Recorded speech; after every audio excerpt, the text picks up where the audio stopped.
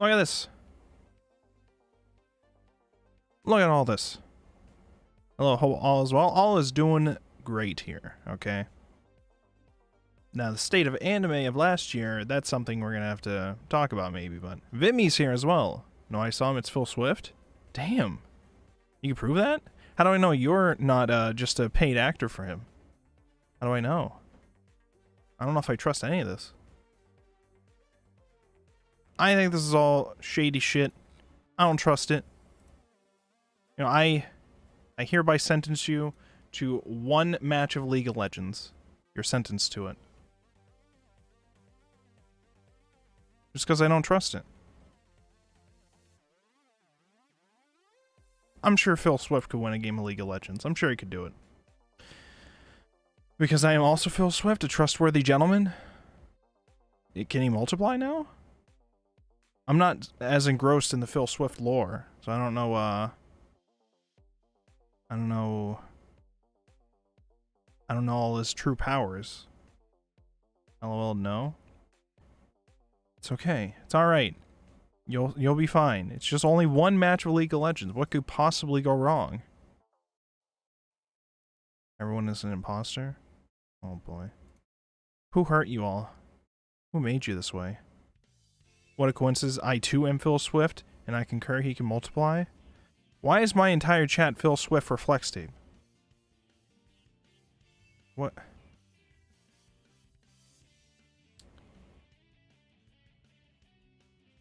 Using the power flex tape, Phil Swift can multiply. How does that work? Is it like... I don't know. I was trying to think of a joke. I just don't know. Surely Phil Swift is also a master of comedy, so he could explain a better joke for me. I'm not becoming Phil Swift for flex tape. I just want to be clear. We don't focus on these old memes. We focus on new memes, like Giga Chads. I don't think Phil Swift is a Giga Chad. I'm sorry to say. I don't think he is. Might have to check my records on that, though. I'm not entirely sure. Get the Flex Seal and cover his being until he morphs into another Phil Swift? Sounds like Phil Swift has like an immortal army of himself. That's what it sounds like. Just put away the house husband in SSS tier and we'll be cool. There's 2 seasons of that shit in here, okay?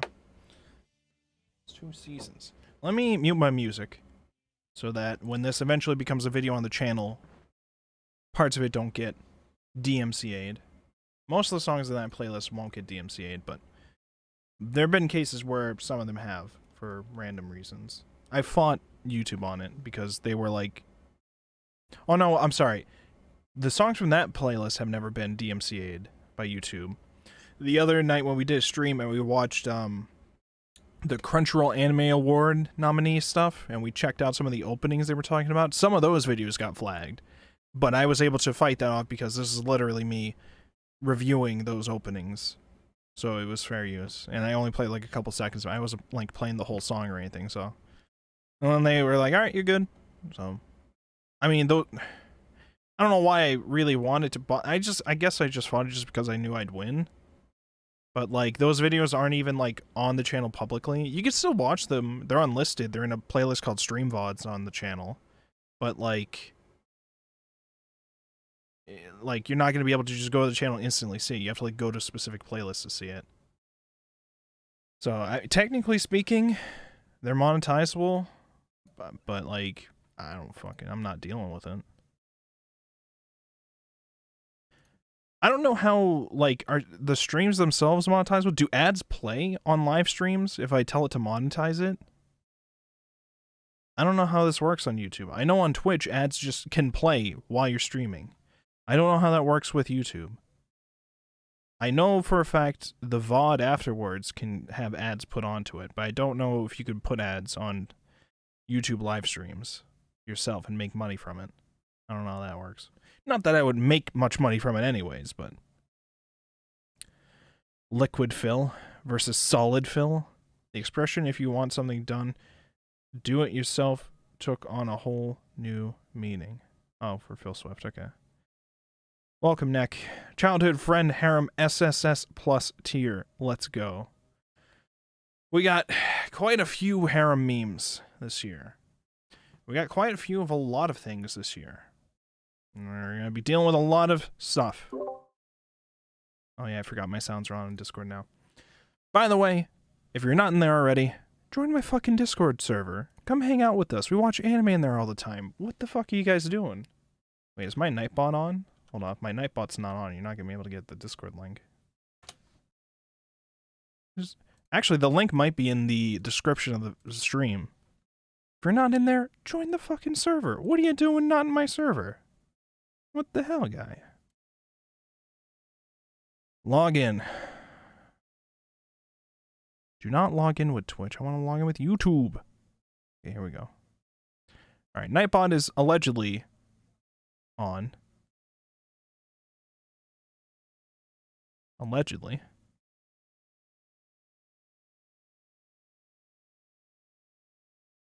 Will this work? It didn't work. Imagine joining a Discord server couldn't be me? No, it definitely couldn't be you. Definitely not. Definitely not.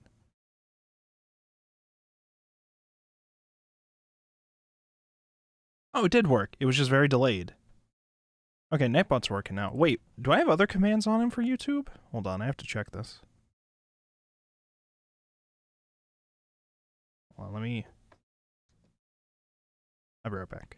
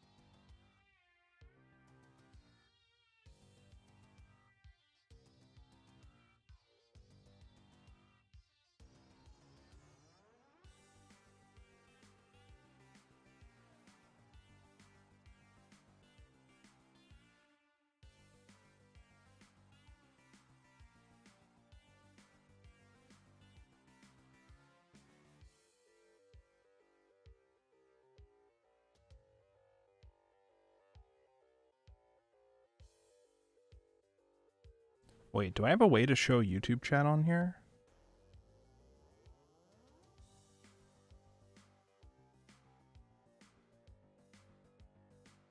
I know I had a way for Twitch.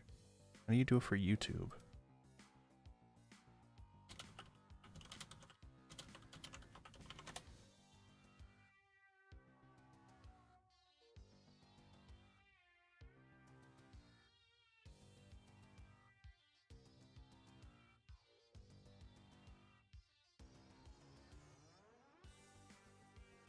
No, there's gonna be no YouTube chat on stream.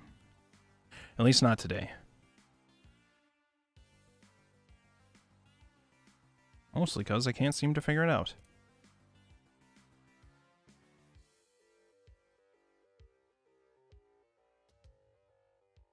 Raining constantly, as is normal for Scotland? Damn. I want to live there.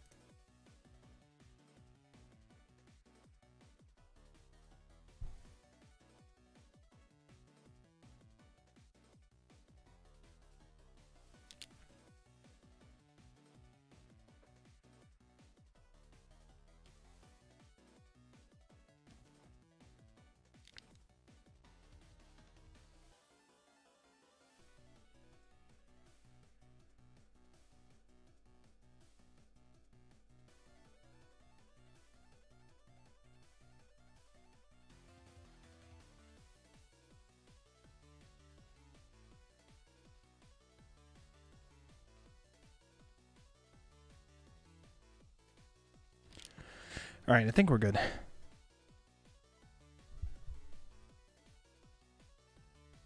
Am I here? Hello? Hello? Hello? Chat? Is that you? It's no longer super cold in the fake country known as Canada. It's only -7 there. -7 Celsius? What is that in real temperature?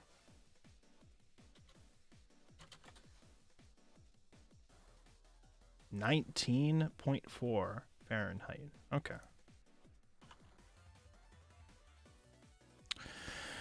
We hear you. We see you. Do I exist? You guys like anime?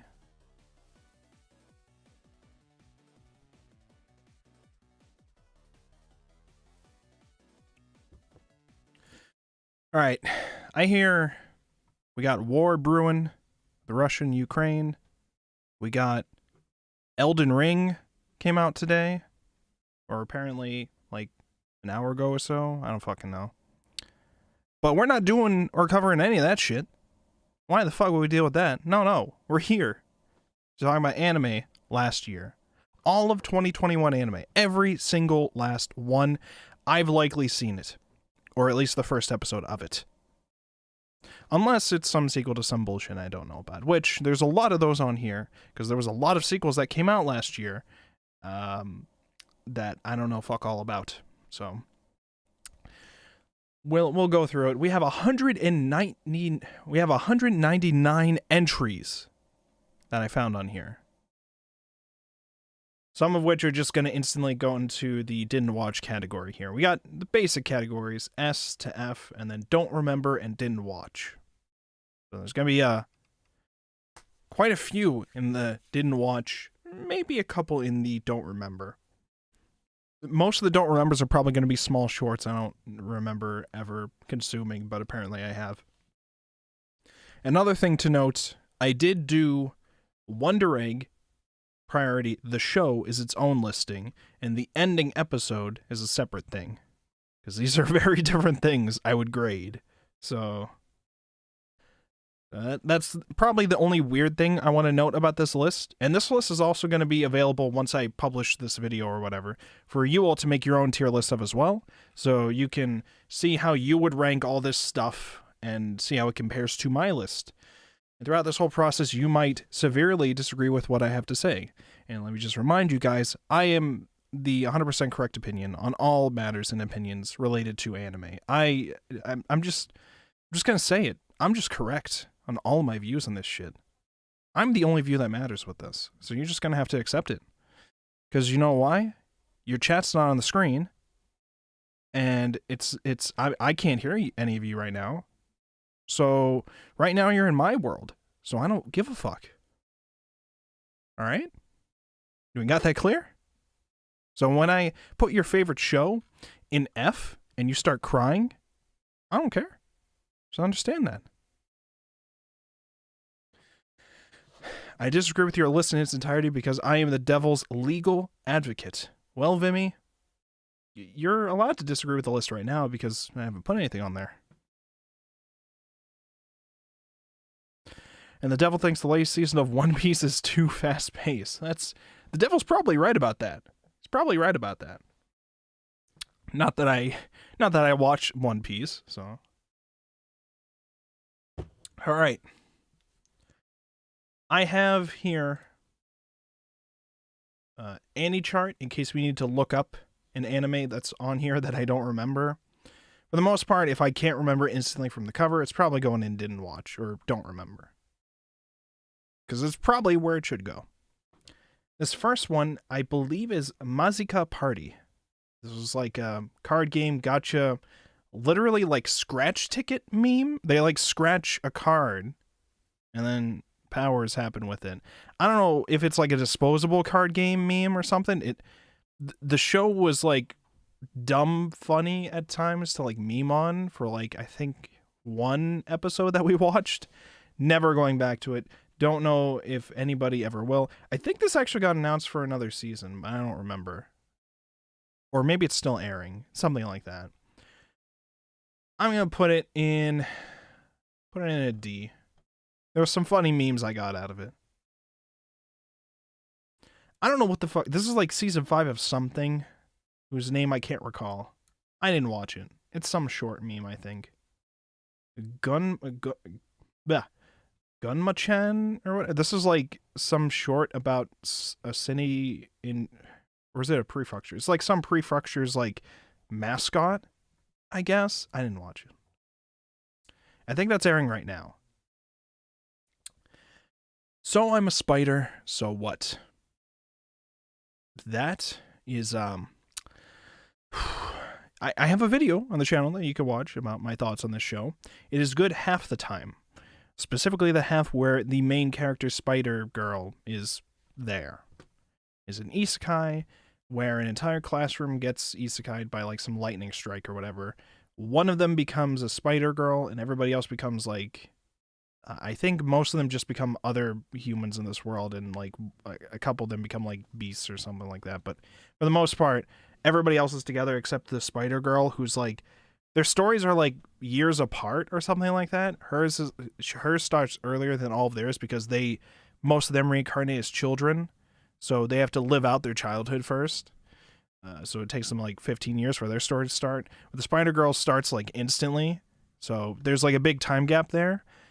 And her side of it is really fun and energetic because as a character, she's really fun, energetic, very self-aware of her situation, very fun.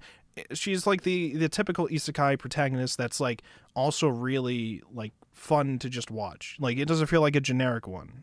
Like it doesn't feel like it's just a generic little nobody person just being like, oh, I have these overpowered abilities. It's just like this fun girl who has these like this knowledge of gaming stuff, but is trying to like survive in this world despite like her weirdness of being a spider now. And it's fun. It's cool. It's nice. Everything that happens with the humans is boring as fuck. I don't give a shit about any of it. I don't know why it happened. And towards the end, we just give up on the animation. They also have this thing where with some of the fight scenes where it's like half 3D, half 2D in the fight scenes. In like crucial moments. It's not good. And there have been screenshots of you know the meme where if something gets a Blu-ray, usually the Blu-ray will fix things. Somehow the Blu-ray version of this made it worse. I don't have the screenshot like offhand, but you can look it up, or maybe if this becomes some edited video, that'll be up on screen or something. It got worse somehow. And I didn't think that was possible, but it did. It was amazing how we did that. Anyways, with all that said, I'd give it a C. Because it's about half. It's half good when the Spider-Girl's there. It's not when it's not. When she's not. Eurocamp season, I don't know if this is 2 or whatever. I haven't seen it. I watched the first episode of the original Eurocamp. Camping is boring as shit for me. This is like a slice of life hobby waifus thing. So if I don't give a shit about the hobby, usually I'm not going to give a shit about anything else. Because it's just a slice of life. So I didn't watch this, but the first season, I would have given it like a fucking D, or I don't know, probably a C, because visually it looked really nice, but I didn't give a fuck about anything else about it. So, Eurocamp is definitely not for me. But this one I just didn't watch. We can all see that you're not a camp guy. Nope, definitely not a camper. I am not a camper. A lot of people really like Eurocamp. Not me.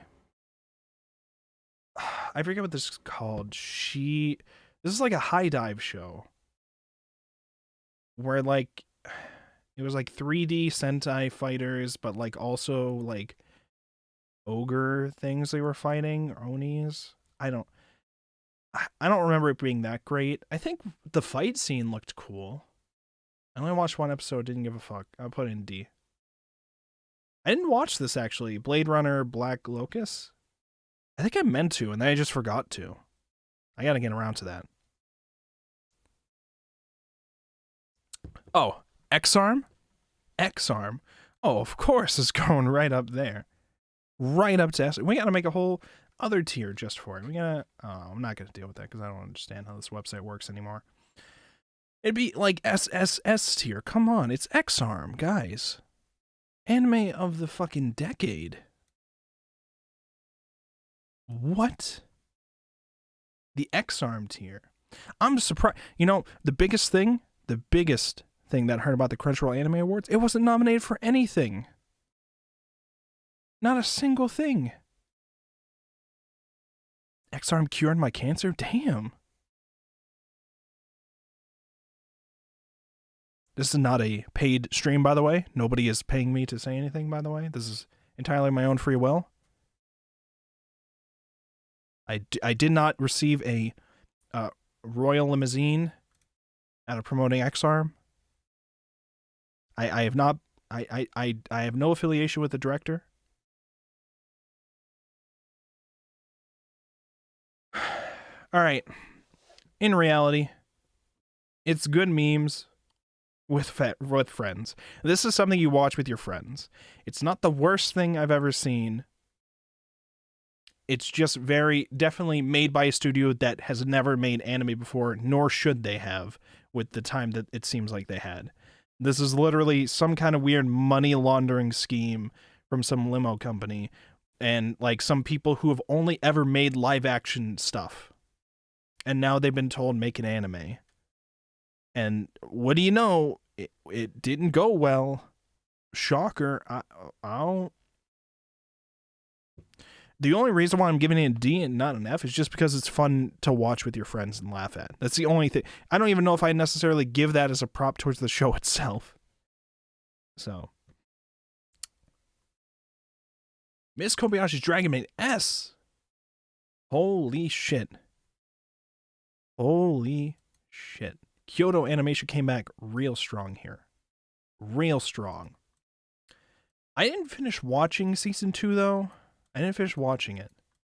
I don't know if it necessarily goes to S. I just remember the first episode instantly like diving into everything. It did not skip a beat at all.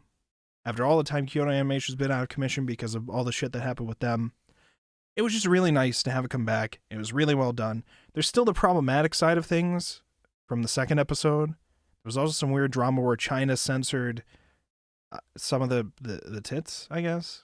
Even though it's not like, it's just the fact that they were too big. So they like literally shrunk them and edited them. It's like, Jesus Christ, China, what the fuck? But I'll give it an A. It might deserve S, but I'm putting it at A because I haven't finished it. So I don't actually know. All I know is I've heard weird shit about the second episode because of plot reasons. So. Oh yeah, my boss, the devil, was the executive producer who made X-Arm. Real double-edged sword. Told him to make it sort of okay, but you know how the devil is. That's because Taiwan was in the breast. Damn, Vimy. Alright, Mushoku Tensei. I actually went back and finished this recently. Well, the first part, at least. I don't remember if the second part is on here, but I finished the first part. Pretty good. Well executed. It's got some problematic elements that it's dealing with in a thoughtful way. And it is, I think the only thing about it that I would knock it down for personally is looks-wise, it just does not feel like, it just feels like every other fantasy world with like how it looks visually. That's not to say it doesn't build up the world really well. It does build up the world really well. There are beautiful landscapes it shows you. There's a ton of lore that they give you for all the areas that makes it really, really nice. There are like fully developed actual like languages that they built into the show that are like its own new languages, and people have decoded and figured out what things were written on certain things. It's like super cool how much effort's been put into building this world. I would probably put it in an A. Put it in an A. Then we get into Reincarnate as a Slime, Season 2. This is Part 1. I think Part 2 is in here too. I hated the first episode of this. I didn't watch more of it. I liked the first part. I almost said loved. When I think back to it, I didn't love it. I just really liked it. This first episode of this was terrible. Oh my god, it was awful. It's like we forgot everything that made the first part really cool and fun, and just dumbed it down a fuck ton. And now it just feels like every other generic isekai, I don't care for it. Would I put it at a D? Oh god. I think I would put it at a D. This says a lot about society if it's on the same level as X-Arm. Oh, God. Cells at Work Season 2. I haven't even seen the first season. Promise Neverland. No. Oh my God. It's so validating knowing that all my opinions about the first season not being as great as everybody was bringing it out as. I still enjoyed the first season, but I knew there wasn't much more you could do with this kind of concept. And it was taking forever to move through its concept to begin with. And then the second season apparently entirely fell apart completely for reasons I wasn't even aware of, where it's like, oh, they skipped parts in the manga, they were super rushing it or whatever. I knew I hated this from the moment I watched that first episode, and we went from this really smart, like, very intense situation where these children are being raised in this orphanage to be fed to, like, weird alien creature things, or demon things or whatever, and, like, there's a whole bunch of, but they've been bred to be like very smart because that's like makes them tastier, I guess. So there was a whole like interesting like tension to it and thought process with it that was nice. It was just really slow in the first season, and I was concerned that they weren't going to have anything to do once they actually left the place. And then they leave the place in season 2, you immediately have them running around in forests while like giant scary fucking 3D CGI demon faces are chasing them around. And then something years or a couple episodes later, one of the characters shows back up with a gun, and you're like, what the fuck is going on? I know.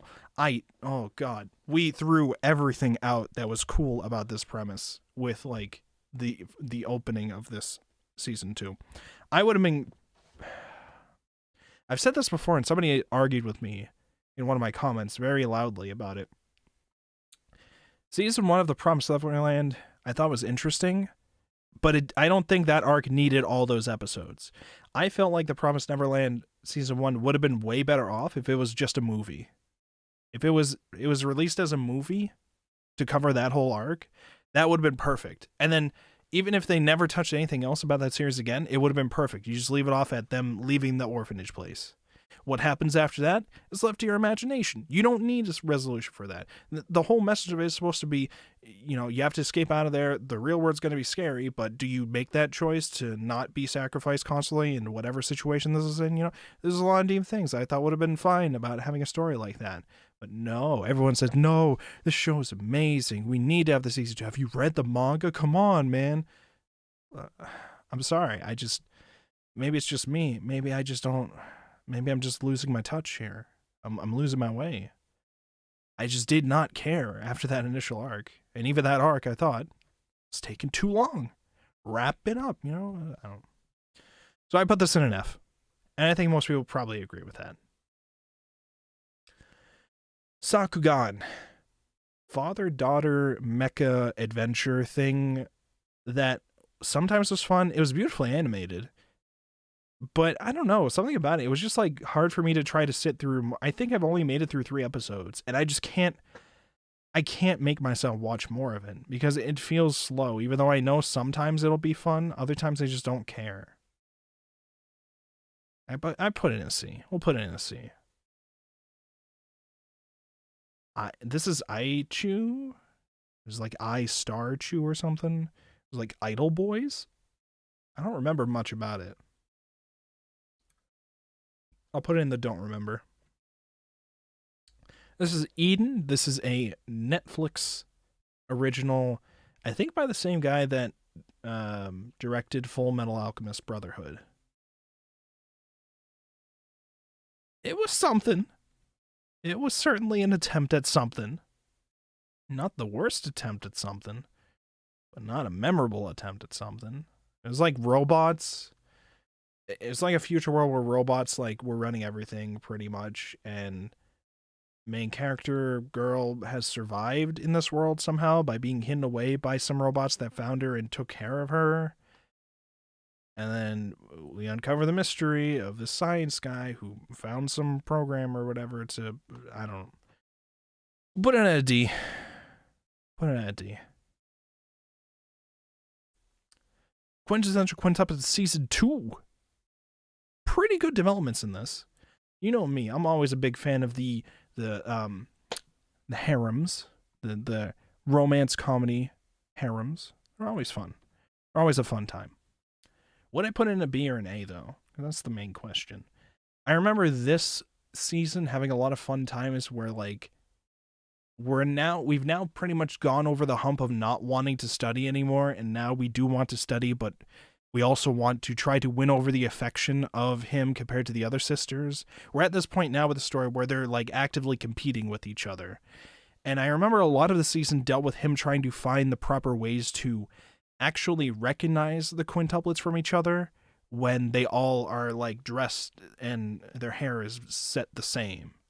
That was like an arc that frequently happened here because it meant a whole thing about how well he actually could be attached to each character. So I still really enjoyed it. I think I'd probably just put it at a B. Because I'm trying to think. This isn't something I necessarily tell people they should go out of their way to watch. But it's a fun time. So I'd probably put it towards a B. Leave it at that. I remember having a fun time watching that weekly. Yeah, it's pretty good. This is non-Biori something. I don't know anything about any of that. I don't watch that. Star Wars Visions. No, this isn't Star Wars. This is Mute King, the dancing hero. Oh God, I think we only watched one episode of this. This looked fun. I meant to go back, and then I forgot. I guess the reason why I didn't go back was just because I could tell it was going to be wonky at times. Maybe a C. Maybe a C. It was like this dude who... I mean, most episode 1s can be awkward. This show was, like, awkward and, like, they just wanted to get the situation started, where they're just like, hey, you gotta dance against these weird squid things. There was, like, some weird Steve Jobs, like, squid thing trying to take over, or, like, Jeff Bezos thing. I don't know. It was some rich guy who was, like, actually a squid person or some shit trying to, like, consume turn them into ink or something. It's hard to, this show felt like a fever dream. It is hard to recall this. I'll just leave it at C. I remember pieces enough to know I liked it. Not enough. I don't remember so little that I can't, like, I can't put it at don't remember, because I do remember parts, but not too much that I can describe it here, I guess. Super Crooks, probably the most Western anime I've seen in a long time. But it had an amazing premise. It's a superhero anime, but it's focused on, like, modern petty thief villains. So that's where the super crook comes from. They're like super villain, but they're like petty thief crooks or whatever. And main character's like this dude who goes to, like, jail a lot for his crimes or whatever, for getting caught. He's like a frequent person who gets sent to prison for a couple of years or whatever. His girlfriend actually has a super overpowered power. Super crazy ability to she can implant, like, visions into people's heads or suggestions into them. So she basically has, like, weird mind control shit. Her power is, like, super crazy. Also, they made her extremely hot, and made her the wife of the. Well, I don't think they get.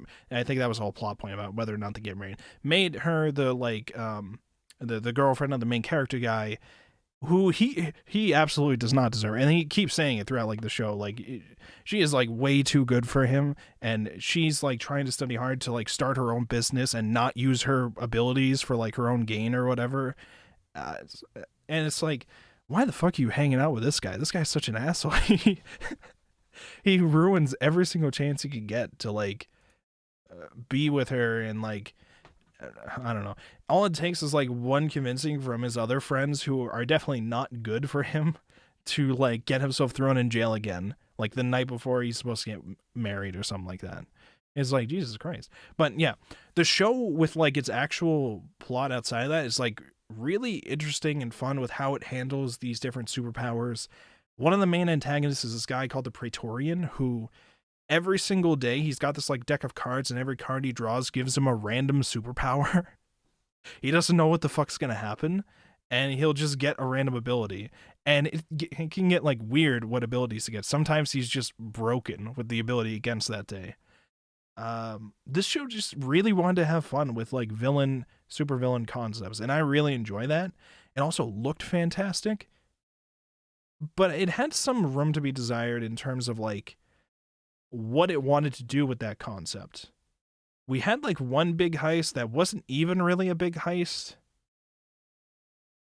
but like, I don't know. It's kind of weird with like what it wanted to do. It knew it wanted to have fun with these different supervillain powers, and then just didn't really know exactly how to in a way that made the story appealing.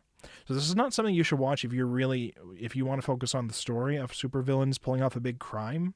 This is more something to watch if you want to see a bunch of terrible people use their overpowered abilities to like do crazy shit. Like there's two brothers in the show whose ability is just that they regenerate, I guess, no matter what. So they'll just keep throw them. There was one like thing where there's a super long hallway, and if it detects anybody except like one person going through the hallway, it like shoots a laser and like kills them or whatever, like cuts them in half and stuff. But they had these two brothers. If you get to like the end of the hallway, there's a button you can press to disable them, I guess. And you have these two brothers who just regenerate their bodies. So they're just like, all right, we'll just do a race. We'll do a race to see who can get to the button first. So they're just running through this hallway, getting like their bodies cut in half by lasers constantly. The whole hallway is full of like blood and like copies of their body and shit, just for them to get to the end and hit the button to like stop it. It was like gruesome and fun. And I'm like, what? Why does this have to happen like this? But it's awesome. I don't know. It's fun. It's a fun thing. I like fun things. Speaking of fun things, Vlad Love is a fun vampire meme. Would not recommend it if you are not into seeing blood or needles and stuff like that. It is very much, the main character is somebody who is like obsessed with blood and donating blood and stuff like that. I didn't know this was a thing people could be really into, but I guess they were. And naturally, they become great friends with this vampire that they meet. Whoa. And I haven't watched past the first episode, but this is like a very adult show. It's very much into like crazy kinds of humor. I've seen this one GIF where the animation is actually just a gun that comes out, like an actual photorealistic gun. So I thought that this was fun as heck on the first episode I watched. Animation-wise, it looked amazing too. I haven't watched more yet, but I just knew that this was going to be cool, so I was going to check out more. It's boring, TBH. I have no idea. I didn't watch past the first episode for the story, so I don't know where it goes with the story. I just know animation-wise and, like, I guess jokes-wise, it seemed like a fun meme. So, I'm going to B for now. It's because I don't know much. Now, Attack on Titan, the final season, part 1. Oh, man. I did not go back to watching Attack on Titan after the first season until recently, so I could get caught up for the final season or whatever. This is where everything changes in an amazing way, and I love it so much more. I'm not going to go into specific spoilers, but Attack on Titan final season part 1 takes a massive shift in what happens in the story. A part of this might be because they shifted studios. They went from Wit Studio to Mappa. But a part of it is also just where the story's at. It feels like such a different thing. And I love it way more. It is way more of a focused war story. And it's really cool. Although I hear there is like Hitler stuff and people got mad. I don't know why people were surprised by the Hitler stuff. Why? From the beginning of Attack on Titan, I could tell this is going to be some weird message about World War II and Hitler and Nazi Germany and stuff like that. I don't understand why people were thrown off guard by that. They're like German soldiers trapped within some like area, oppressed by these like groups of things outside. There was like weird messages that I did not like about the premise of the story that I could clearly tell it was definitely like Nazi stuff. They're like Germans being oppressed by some giant like creeping force. This is definitely some weird Nazi fucking shit. And I was just like, I don't know if I like the weird messages that we're trying to push with this, but it's fun action. So I was not really into Attack on Titan towards the beginning, just because I could tell it was like trying to push some weird agenda shit. But now it's doing it, but in a way that it's telling you that this is wrong in like 1,000,001 different ways. And also like showing opposing sides with it.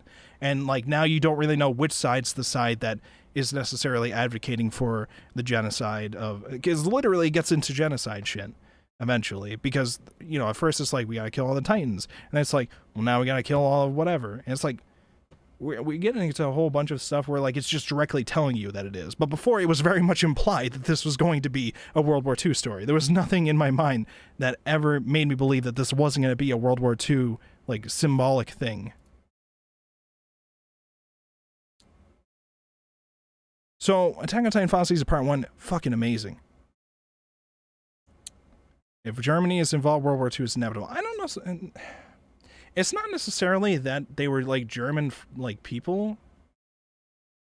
It was like a combination of some factors. Maybe it was also just the aesthetic of like the time period they were in too. Also made me immediately think it was like World War II times. And then Final Season Part 1 definitely makes me think this is World War II. So, but anyways, Final Season Part 1, fucking great. Fucking loved it. I loved how much it shifted everything, especially what they're doing with the characters now. Would I give it an S? This is a tough one.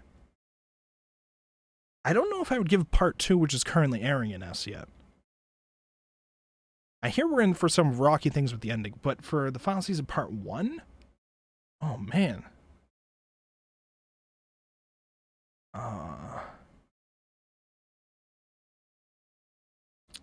I'll give it an A. No, would I give it an S? Oh, I don't even know anymore. Alright, I'll give it an S, or I'll give it an A for now. I might make some adjustments to this when we're done. We'll leave it an A for now. I didn't get any World War II vibes. I think I'm just dumb. I don't know. Maybe. I don't know, man. I just went into the show. I'm immediately thinking, okay, this is definitely going to be some like weird World War II Nazi symbolism bullshit going on. And then, whoa, shocker, it was. So, I don't know. I don't know, maybe it is just me being like, oh, I see German soldiers. This must be a World War II thing. I don't know. Maybe it is just that, but if it was, I was right. So first seasons are more World War I, later ones lean on World War II aesthetics. Maybe. I kind of remember the beginning of Final Season Part 1 definitely having vibes for World War I. But that might also been, I got a little confused with the beginning, where we were at time period wise. So I wasn't sure if some of this stuff was like prequel stuff or if it was like currently happening. At the beginning, there was definitely like trenches. There was like trench warfare at the beginning of this. And that's definitely World War I stuff. But like where it's at now, it's definitely World War II stuff. Zombieland Saga Revenge. I'm trying to think. It's got some good memes, but kind of similar to Quinn's. I wouldn't say it's like a must-watch, but it still has the charm that made the first season of Zombieland Saga really, really good. So I'm putting it at a B. I don't really know if I'd put it at an A or anything. I remember some of the character development that was happening with this season. I think I liked more than the first season, but also some of them were just redoing the same character development from the first season. There was a fun episode where they brought in a new member by thinking they accidentally killed someone or something like that. So I thought that was funny. Dragon Goes House Hunting. The first episode I thought was hilarious, but then I didn't watch more of it. I hate the aesthetic of this show, but I liked the comedy of this show, so I'm very mixed on it. I'll put it as C. We have a lot of shows to go through, so I'll try to go through them a little faster. I'm not going to have like a whole half an hour speech for all of them. I'll just try to blast through them, okay? Bottom tier character Tomozaki-kun. I read the light novel for this, so I was going to be a little biased going into it, but I knew going into it, it has important messages about self-improvement. it's doing this by explaining how you can self-improve through like gaming logic. Because a lot of people who are at the age group for this thing would be really into video games and feel like that they can't really do anything about their social standing in life or how to socialize properly, but they just want to keep playing games. And I really like the messages that the light novel was portraying. It was just like, it's just like if you want to improve your social skills, you focus on it as if it's a game. Just look at like the elements that you need to work on and improve. Look at what other people are doing that make them successful. Were you born with poor stats in this area, like looks? Well, but you have better stats in like some other area. Well, maybe you can balance them out in some way. How do you have proper conversation topics to talk about? Learn from the other people. There's a whole bunch of really good messages with it. The anime, I was worried that it was going to take a lot of the gaming speeches and it was going to sound super cheesy. And it was. But that was less of an issue. That was something that's like, all right, it sounds cheesy when they're actually saying it, but I can tolerate it. That's not that big of a deal. I think the main thing that I didn't like about this anime was the aesthetics, the visuals of it. I was so bored out by it, especially like, I think this cover symbolizes, if I can get it.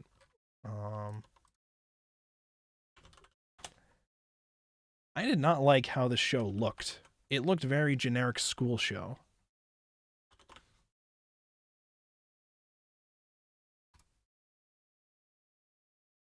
Like, I don't care for I didn't care for any of how it looked.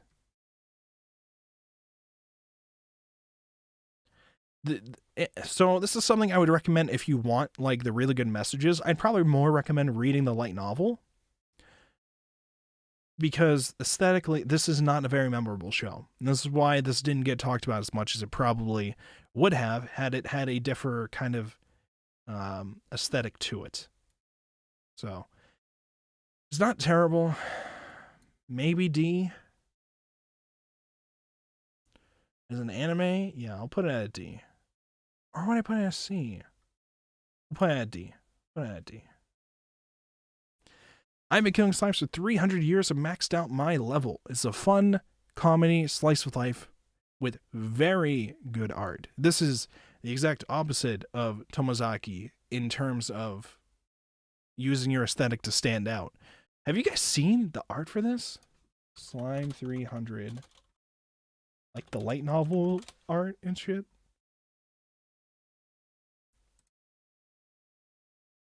Oh my god. Wait, no, the manga's the art that's really good. Like, look at this shit.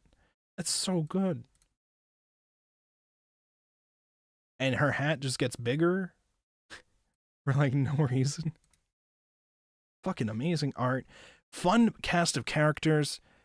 Its only real downside that a lot of people didn't really pay attention to is it's just another chill around isekai where like nothing much happens, but it's sometimes funny.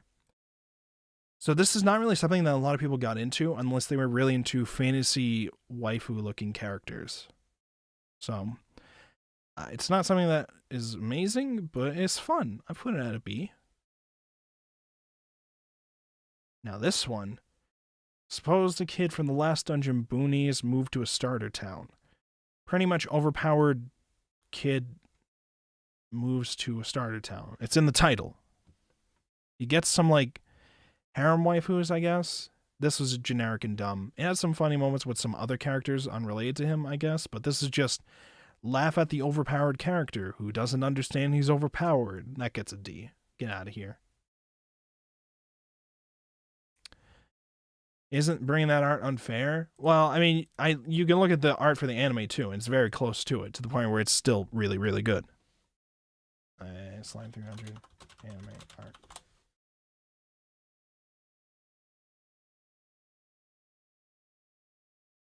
It's like on par. Like I'd probably say the manga cover art I like the best, but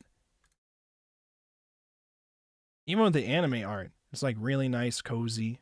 All the waifus have really cool designs. And the show's got the comedy. It failed at fan service? Are you talking about Last Dungeon Boonies? Or are you talking about Slime 300?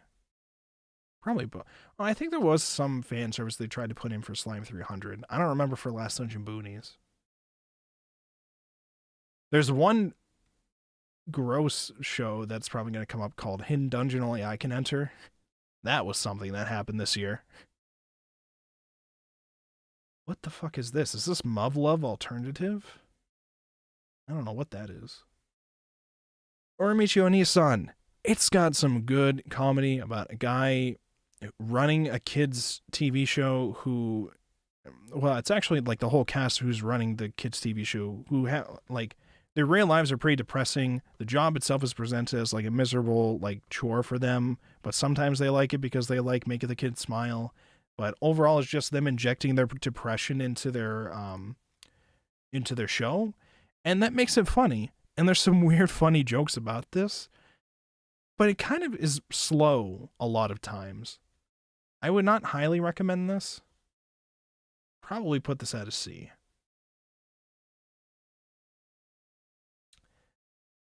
.43 Volleyball Boys. I remember this feeling like a much darker Haikyuu, and then I quickly forgot about it. About ever going back. It was like something like this kid was so serious about volleyball, a previous kid tried to kill himself, and there was messages at the beginning of taking the sport too far and trying to think that you could do everything yourself. And there's important messages with it. I don't know. There's not much about them. Like Haikyuu, there was plenty about Haikyuu that made me interested in wanting to keep going with it. This one didn't exactly have that for me. And I don't know what exactly the reason for that is. Boonies, they try to answer and it was bad? Damn. Muv-Luv anime was so bad? Oh, jeez. I'm gonna drink some water.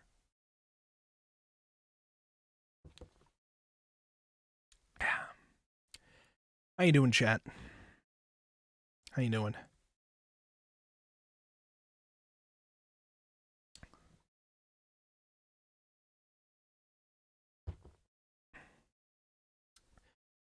Whew. We got a lot of anime to go through here.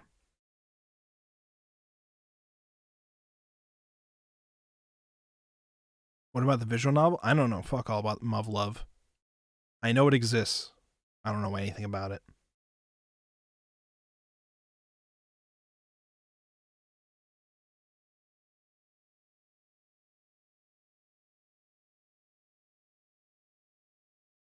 There's tons of better mechas. There's a lot of mecha shows that came out this year, too. Or last year, I should say.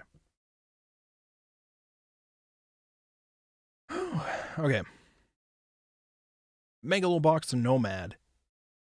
A much darker, down-to-earth take on what happens after you've reached your, like, dream, I guess.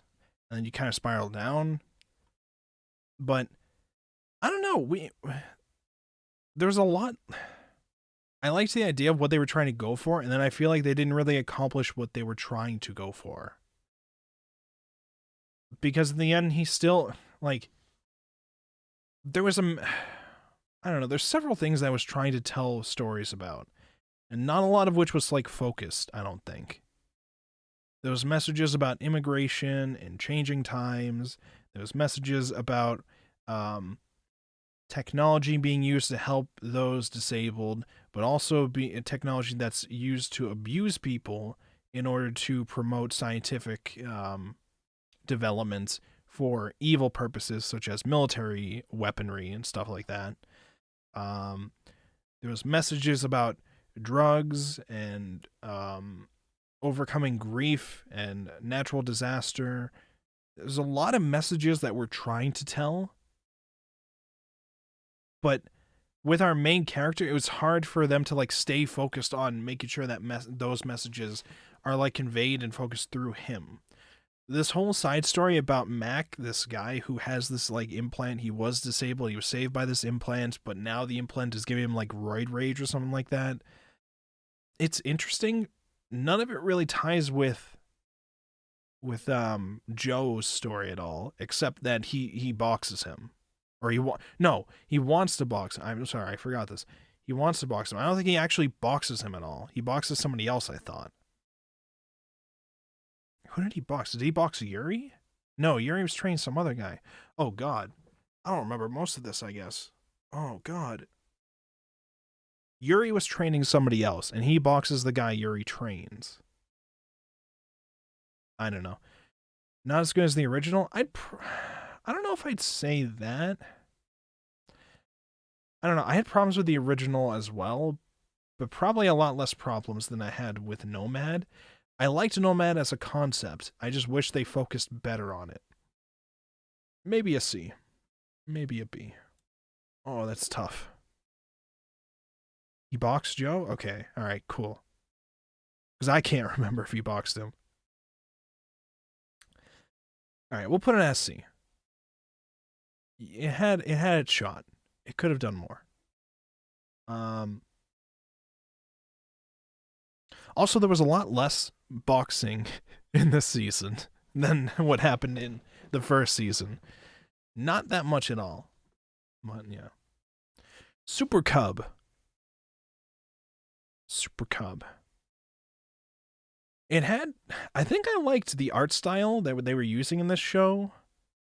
It was very, very slow. This is not something to watch if you hate things that are slow. But this is basically a chill anime advertisement for, was it Honda? Honda Super Cubs? The bikes that they rode are real, and you could buy them. There's a big ad for that, pretty much. But it is also like a nice calming show. It's a nice calming show. There was some messages within it. I think the thing that I hated about this is it was a slice of life show about riding these like motorcycles / scooters or whatever, these Super Cubs. And then they 3D animated them. I feel like we ignored the point of... I feel like we ignored the point of this being an anime adaptation. Maybe it's just me. I feel... I don't know. You'd give it a D? Oh, would I give it a D? I'd probably give it a D. I know I couldn't watch more than like the first 2 episodes. I'd probably give it a D. I feel like I would like the manga more, because I know there is a manga of it. I feel like I would enjoy the manga more. So maybe I'll check that out. Pretty Boy Detective Club. Fun, beautiful memes. Very deep, very intelligent. Not the most coherent of stories. This is from the same creator as the Monogatari series. And you can very much tell that if you've seen the Monogatari series and then watch this. It's very much, it feels like a Monogatari story. But it's I don't know. It's cool, but it just doesn't get there, you know? It doesn't get to the S tier for me. There's like, how do I word this? There's like really interesting, very emotional, very deep stories, and then other times you're just like, why did that happen? It looked nice, but it was very weird that we had to experience that.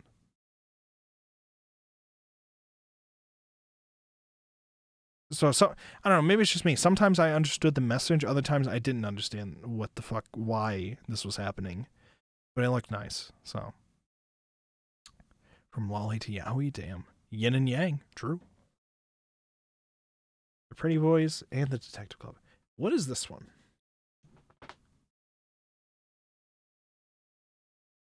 The fuck is this? What are you? I don't know what this is.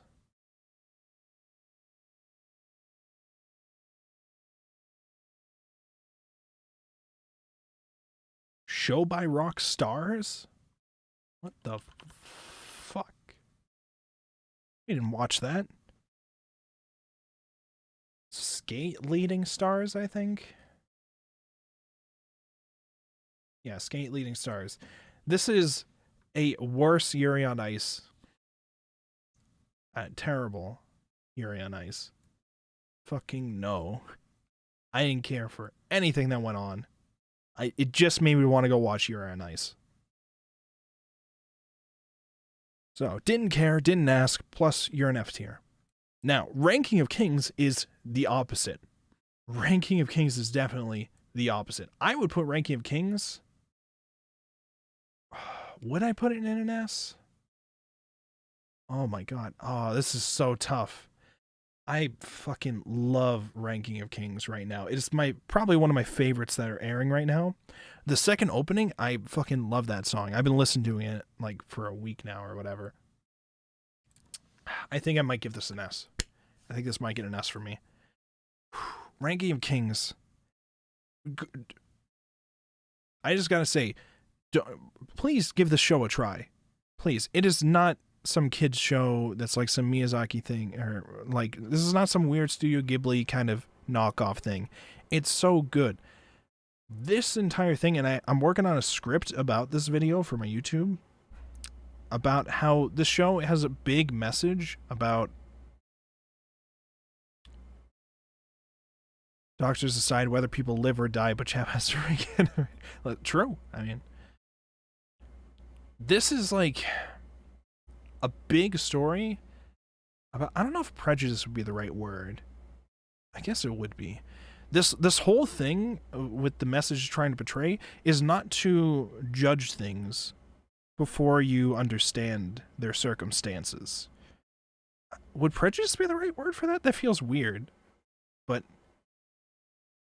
so, like, even from its packaging, this looks and feels like it's going to be a kid's show when you go into it. It's going to be a kid's fantasy adventure show. And it is absolutely not that kind of premise. In fact, this is a seinen, which means it is and purposely marketed towards an adult male audience. It can also appeal to kids, but when you watch the show, it's got like gore, it's got like war tragedies, it's got like all sorts of fucked up shit. And its whole message is, yeah, about empathy. The main character is a walking vehicle who's like great at emphasizing, emphasizing. Oh God, he can empathize. Oh my God, he can sympathize, empathize, whatever. He can understand others. He's a deaf, disabled giant. So he's supposed to be a giant, but he's like really small. And there's reasons for that in the plot. He's deaf, but he's also a prince. He's mocked because everybody thinks he's like the next upcoming king, but he's like some idiot or whatever. They're very judgmental about his disability and think he's just an idiot. But really, he can like read lips, and he's more capable of like understanding what people are trying to say and what they're feeling, because he had to adapt that way because he's deaf and in his position as a prince. He's also very kind, and every character you meet, every single character in this show reflects that kind of idea of not judging something before you understand its situation. He immediately meets the shadow thief named Kage, which I believe is Japanese for shadow, who seems like a scumbag, who's like also making fun of Boji and is like making fun of them the same way the villagers were, and then also trying to trick him into giving him shit or whatever. And then like he starts to, as he learns about Boji and what's going on with him, he starts to like relate with him more, because in his backstory, he was also misjudged as being some kind of like assassin clan member, and like his entire clan was killed because of some previous involvement that some of them had in assassinations. So like he witnessed like his mother and everybody he knew getting killed, and then he was raised by like some petty thief who kind of abused him, but then also had his own thing. There was like layers and layers to not just him and Boji, but like every single character you meet has some kind of thing where they're presented one way to the viewer, and you very much feel a certain way about them as a viewer, and then before you know it, your view about them changes completely in such a cool and awesome way. And so that's a video I'm working on for the channel, because there's so many examples. I think every single character in the show, I could give you an example of how you're being presented with them in a different way than how they actually are, or there's like more understanding reasons for why they behave the way they do. And this show's entire message seems to be about promoting that understanding that even the worst person you could meet probably has some kind of reason for the way that they're acting, and that if you emphasize with them more or sympathize with them more, you'd have a better way to relate with them and make them not be as much of an asshole to you. And there's like a lot about that makes this really, really good. This is so well done. It's very simplistic art, so it's very easy on the eyes to like watch it all, and it stands out with its art style. I think the only negative side of its art style is it makes it look like a kid show, and so a lot of people aren't talking about it as much as they probably should be. You can't even say emphasize. Listen, shut the fuck up. Listen, I don't need you making fun of me here. I don't need it. It's a weird word to say. Emphasize. Emphasize? Empathize. Empathize? Is that a word, or are you supposed to emphasize? Emphasis. That's a different thing. Oh my god. All right, hold on. How do I say it? How do you say it? Empathize. Empathize. Empathize. See, I said it. Perfect. First try. Empathize. I know the word, okay? I have understood the word for years. Empathize. Okay? It's just not a word I typically say, because it's a fucking word. Empathize. Empathize. Here's your word of the day, okay? Empathize. Empathize. There you go, Nick. There you go. That's your word of the day. Empathize. Empathize. There you go. American education. Listen, I understand the word and what it means. I've always have. I just don't fucking say it that often. I don't need this shit. They don't teach you in American schools how to say shit. Well, I mean. All right. Are we done with the memes? Are we done making fun of me? Are we done making fun of me? Was this Idly Pride? It is. Idly Pride. This was like...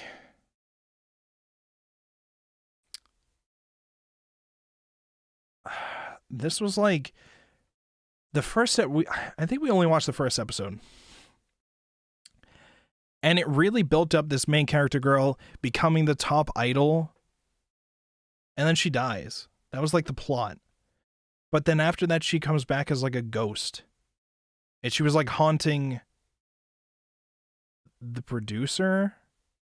Not haunting, but like existing near him in spirit. Because they were close or something like that. I don't remember fuck all about this. Other than that concept. I think I liked how the first episode was portrayed. I didn't watch more of the rest of it. Maybe I'd give it a C. If I watched more, I might have liked it more. We'll go with that. Dr. Stone Wars Season 2. We'll do the big brain war memes. It was alright. I remember being alright. I don't know if I'd give it a C. Maybe I'd give it a... No, I think I would give it a C. I don't know. I like the first season way more with what we were doing. This was like just building more science stuff the same way as the first season. And then also introducing... I don't know. I think that was like a really dumb way that they ended the Stone Wars or whatever. They also tried doing propaganda. I think at some point he develops a like record player or like radio or something like that. Puts it in like the ground towards the stone people or whatever, the bronze side of the war. And he has them talk, and one of the characters is talking in like a impression of some other popular girl who was like a singer. And they just fall for it because they're dumb, I guess. I'm just like, what the fuck? That's one way to do it, I guess. I don't know. I still enjoyed it. But that season was like, alright, I guess. Now, Dynazenon.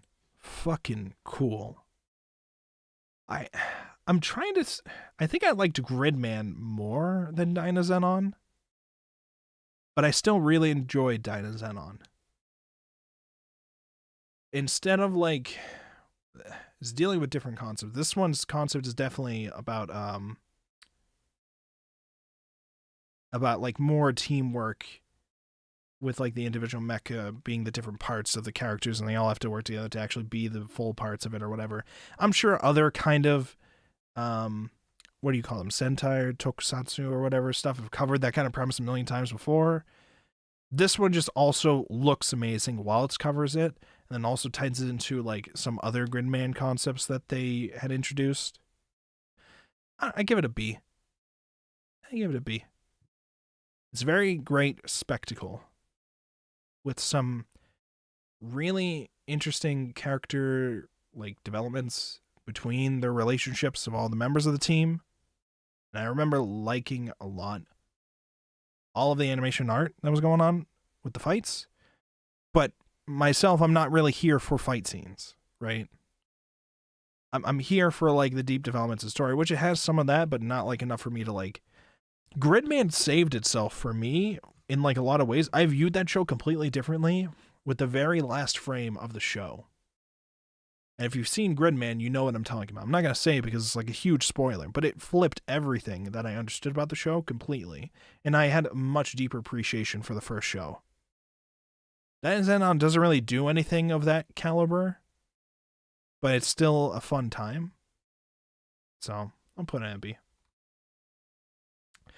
Remake Our Lives. This reminded me of college times, if college times were enjoyable. And if I didn't have to worry about a whole bunch of homework and shit and could just focus on, if I could just focus on working on fun projects with my friends and not have to deal with balancing a whole bunch of different stressful assignments and finals and all that, it's that kind of fantasy, even though it's like not a fantasy. He goes back in time and instead he actually goes to art college, which is something he wanted to go to. He gets a harem pretty much, but not really. I think there's like some relationship issues that develop later on in the story that we didn't get to yet. And him and basically this art group that they work together in college with, I think they become some very well-known group called Platinum something or whatever. And I don't know, it just made me feel things. The first arc had them build a short film. I don't know if they do other things afterwards, but it was an interesting time where they got to focus on their creative projects and deal with things like, what do you do when things don't go as planned when you're making this project? Do you just accept it being mediocre, or do you try to do something even more creative with that? There's a lot of things about this that I really enjoyed about it. But there was also, it's kind of hard to watch it and not think, all right, this is not at all how college probably would have actually gone if I'd gone to an art college, because I had an actual college experience, and more often than not, you don't get to just focus on your fun project the entire time you're there, except maybe in your senior year or something like that. You usually have to juggle a whole bunch of things, and it's usually a stressful time, and you're usually not spending every single moment of your time focusing on one project the entire time. Maybe I'm just talking out my ass because I haven't went to art school. Maybe it is like that in art school, but I'm not entirely sure.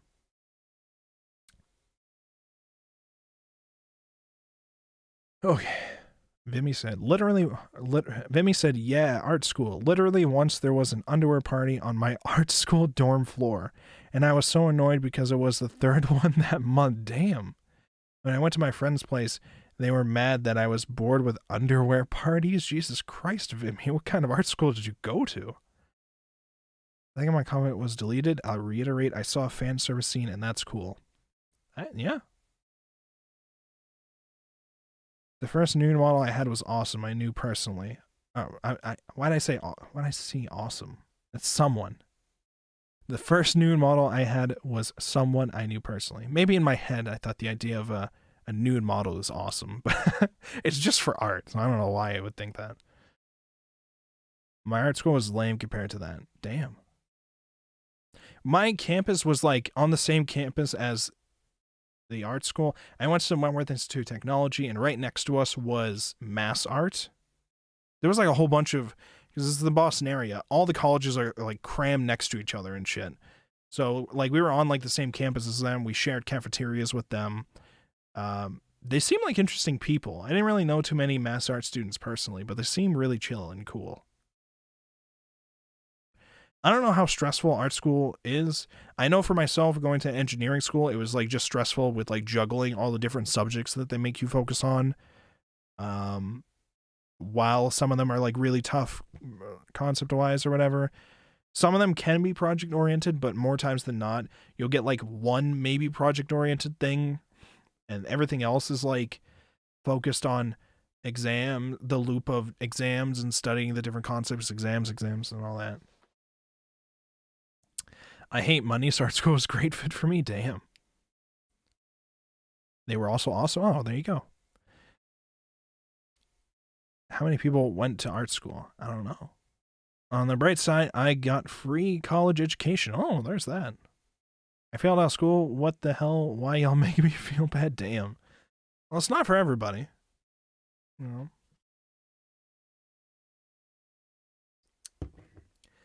I will say, college is like super stressful. It's not for the faint of heart. But if you can, you definitely should go. Oh man. Please. If there's anything else in the world you should do to make your life just a little bit easier, please go to college. Even if it's the worst stressful situation in the world. When you're done and jobs you apply for are like a lot easier to like actually get them to talk to you with and get reasonable like salaries with, because they understand you actually have trained experience in that to the point where you paid a fuck ton, please just do it. It's not necessarily going to say that you're going to get a job instantly, get a lot of money just from the fact that you did go to college, but definitely helps a lot.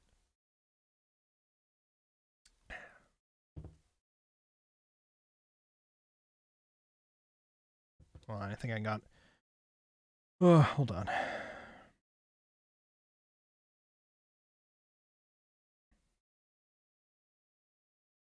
I got my first real job because I went to school with, oh hey, people from those underwear parties. Underwear parties probably starting my career in the arts. Everybody's got to start somewhere, you know? All right, we got a lot of anime. We can't be sticking on art school the whole time. We got more important things to talk about, like whatever the fuck this is. What the fuck are you?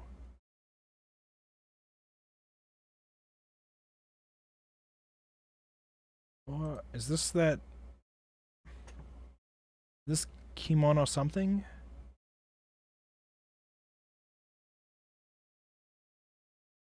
What the fuck? Kimono Jihen.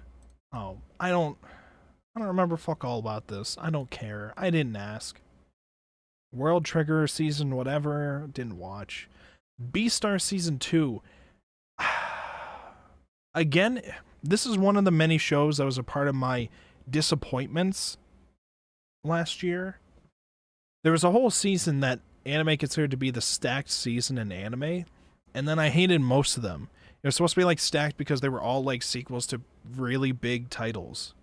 There was Beastar season 2, Rincar the Slime season 2, Quintessential Quintuplet season 2, Promised Neverland season 2. Fucking, there was some other one. There's a whole bunch of season 2s that aired that season. Everybody was super hyped for. And then the ones that I watched, that I was able to, because I'd seen the stuff prior, I fucking hated all of them, I think, except for Quintuplets. Everything else did terrible at, like, continuing their stories. From, like, the start, at least. In the first episode, so. Anyway, all this talk about art school is tiresome. Head to bed. Good night, Caleb. Hope you enjoyed. Thank you for coming around. So yeah, Beastars, I don't know. Past the first season might have been fine. There was just a lot of stuff with the first episode that I was just like, this is not how you should be starting this. We had this concept the whole time of Legoshi, the main character, is this wolf guy, who thinks he's hearing something, and he at one point he like punches a wall because he thinks he hears something in the wall or something, and everyone's like, dude, what the fuck are you doing? Why are you punching that? What's something wrong, buddy? You could clearly tell he's having some kind of intense, like, emotional and stressful, like, situation going on, both with the situation that happened towards the end of the first season, and then also his relationship with the rabbit whose name I can't remember, and like how she wants to keep their relationship like secretive or something like that, and I don't know, he doesn't like how indecisive she feels about the relationship, and he doesn't know how he feels about it either. And so that whole like thing about, you know, him hearing something, it's really just a stress emotional thing. I liked that idea. And then they just at the end said, no, it was actually just a snake that was running around through the air vents. And the snake is now shown up and he's talking to Legoshi. It's like, what? What? Why? What? Why? And then they started off like it was like another mystery horror thing again. Of it was like, oh no, they're gonna. Oh, the first season started with the concept of, oh, one of the carnivores ate one of the herbivores. This is like a massive crime or whatever. This is a big deal. One of the students just got murdered by another student because they're all animals. And they tried to make it feel like that kind of thing was going to happen again in the second season. And I don't know if that's a thing that would at all happen this season. At least not for the first episode. I don't know. I'll leave it in C. Higehiro, I shaved and took home a high school girl or something like that. This was actually... There's two shows that aired at the same time. This one and Koi Kimo, which were about the same kind of premise of age gap romance, where you have older guy entering some weird relationship with younger girl who's like in her teens. And it was weird because the one where Higehiro's title is like, I shaved and met up with a girl, whatever. That sounds like a creepy as fuck title. But it's actually way more tame and understandable of a show than the other one. In this show, Higehiro, he's like actively telling this girl, listen, you can stay at my place because you're clearly running away from home and you shouldn't be out in the streets alone or whatever. You will get assaulted or whatever and hurt like that. But stop trying to fuck me while you're here. Like, he makes that line pretty clear. Stop trying to fuck me while you're here. Don't do that. You don't need to do that. You shouldn't have to do that. And you should grow up already and go back home and stop crying like this bullshit about your life or whatever. Just go back home is what the premise was. Or it seemed like towards the beginning. I don't know if that ever changes there. But it seemed way more grounded where he was just like, listen, you can stay here, but you need to grow the fuck up and go home at some point. And don't try to fuck me. Like, he was pretty clear about that towards the beginning. Whereas Koi Kimo, and by the way, Higehiro was presented as like a very serious show. Koi Kimo, on the other hand, has that age gap premise and tries to make it a rom-com with an even creepier guy who, so instead of like, the concept was like she stopped him from falling down a flight of stairs with like an umbrella or whatever. She like grabbed him by the back of his thing so he wouldn't fall downstairs. And he's like some weird rich guy. So he's just like, all right, I'm basically going to stalk you now and keep asking you out and try to like force a relationship onto you. And she actively keeps calling him creepy and gross. And I think that's a part of the name Koi Kimo. And it's presenting this like creepy situation. It's like a haha rom-com. It's like, what the fuck? What are we doing here? I don't know. It's weird. Higehiro as a concept, I don't know what I would necessarily give it. Maybe a C. Because I don't know how well it executes that concept. And Koi Kimo, while I'm talking about it, might as well place that somewhere too, if I can find it.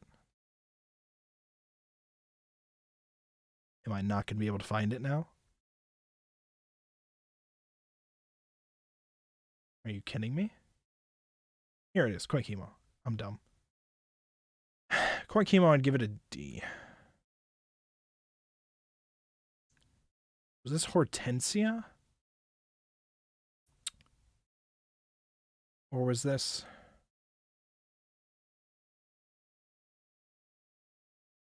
Hortensia Saga? Oh my god. I'll just give this an F. Terrible army 3D CG. Some weird backstory about things I don't give a fuck about. I don't remember too much about it. I just remember hating everything about this. Terrible. Cheat pharmacist? Oh my god. Slow as all hell. Boring as all hell. Don't care. Didn't ask. But it looks cute. That's the only reason why I'll give it a D. It looks cute, it has a nice aesthetic, I'll give it a D. That's the only reason why I'll put it there. It's a nice, slow slice of life if you can deal with slow slice of life shows about isekais and generic fantasy worlds. This one, I don't know. I'm done. This is not even that funny for me, but it's got some bits. I'll put it in a D. This was like a cooking thing. True Cooking Master Boy Season 2? I haven't seen this. I don't know fuck all. Chief Pharmacist was good. Hey, what did I say at the beginning of the stream? Did I say I care about your opinion? Or did I say mine is the correct one and you need to abide by it? You can go back. You can check the stream. I told you from the beginning. You have to accept my rankings here. They are locked in. They're marked forever. All right? It's a D. Deal with it. You have to deal with a world now where Cheat Pharmacist is a D. And it's never changing from that. Now, watch yourself. I'll make it an F. I have no problem with bringing it down to an F. I'll do it. Ever backsass me. Ever backsass my anime choices. Anyways. This is Back Arrow. This one had some fun concepts that I feel like it just poorly executed. Maybe I'd give that a D then. No, maybe I give it a C. It was like mechas and like unique characters, but like weird forced situations for them to be in that I didn't care for. I'd probably give it a C. Actually, no, I'd give it a D. We're bumping it down to a D. Sorry. It's just going to be like that. All right. To Your Eternity. We went through all of this recently. Fucking amazing. I liked this more than Mushoku Tensei, actually. Oh, man. Where Mushoku Tensei is really good at world building, To Your Eternity is really good at world building and like making you deeply invested in all the characters and making this world stand out along more, like with its different element. It's not just a really generic like a fantasy world thing. In fact, there's very little fantasy elements in this aside from the main character. The main character and like the enemy alien things that show up or whatever. Everything else about this world is not fantasy. It's like a more primitive version of the world, but it's like it's not like a fantasy title or whatever. The one lady with the bandage bra was good. Other than that, IDK. Yeah, every character about this I liked, except for some of the characters in like the very last arc. There was like a last arc where they get brought to some prison island, but they're tricked onto getting onto a boat and being marked as prisoners and being forced to a prisoner island by these like kids. And then it tries to make you connect with these kids. It tries to like force their friendship onto the main characters, these kids. And you're like, no, I hate you and everything about you for forcing them in this situation like that. It's super fucked. I don't know why you did that. Main character doesn't like it either. He's not falling for them trying to force themselves to be friends with him. And it's like, okay, good. I like that. He actually is feeling how he probably should be feeling about that kind of situation. And it's cool. It's nice. To Your Eternity is a good show. Oh my god, we have so many more to go through. So many more. Alright, I can't be talking about everything. I can't. There's so much. I have to just blast through them. I can't be describing all of them. We gotta just go through them, okay? We gotta do it. We just have to go through it. Because otherwise we'll be here all day. Wait, is my chat hiding your messages? Hold on. My chat is hiding your messages. I don't know why it is. I told it not to hold messages for review, but for some reason it is.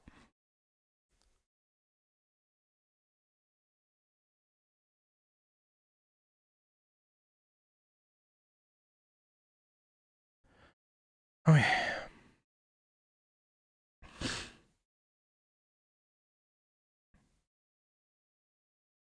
Okay.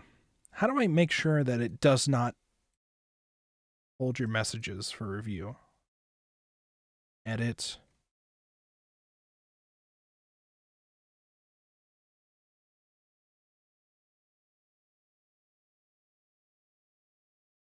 I have it set to allow all comments, and yet it held some of your chats for review. How do I get it to not do that? Is my camera frozen? No, it's not. Okay.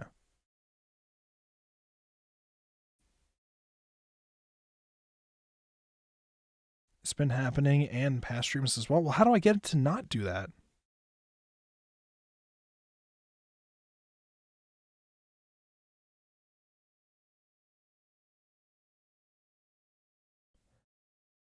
Well, you're going to have to deal with it. You're going to have to deal with it. Nothing I can do about it. Literally nothing I can do about it, apparently. Watch your words.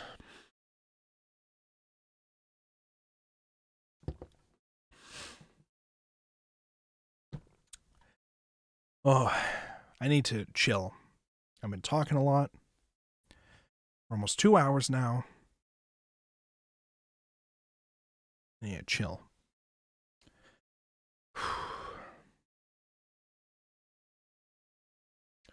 All right.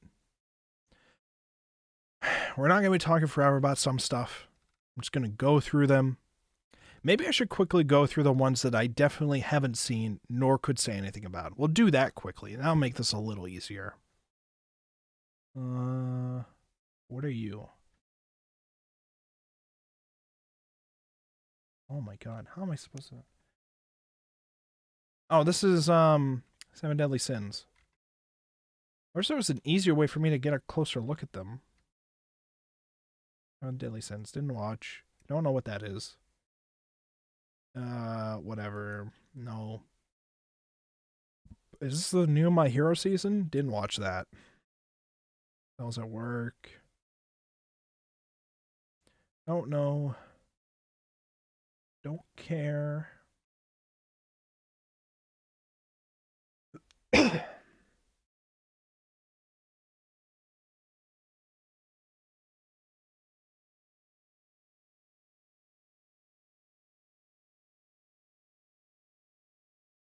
Put 86 in low tier.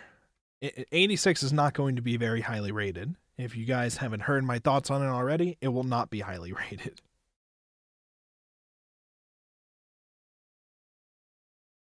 I'm sorry for you 86 fans, but no, I don't care. I did not ask. Talia. Uma Musume Pretty Derby. I have been meaning to watch this show. I hear this season did really, really well, and it sold a fuck ton with its Blu-ray. I heard it broke records with its Blu-ray. It was like insane. But I did not watch it yet, so. Baki I have not watched yet. Baki is on my list of things to watch this year, so I will be watching through all of Baki this year. All 86 of the 86 fans. There's a lot of people that actually really like 86, and I don't understand why.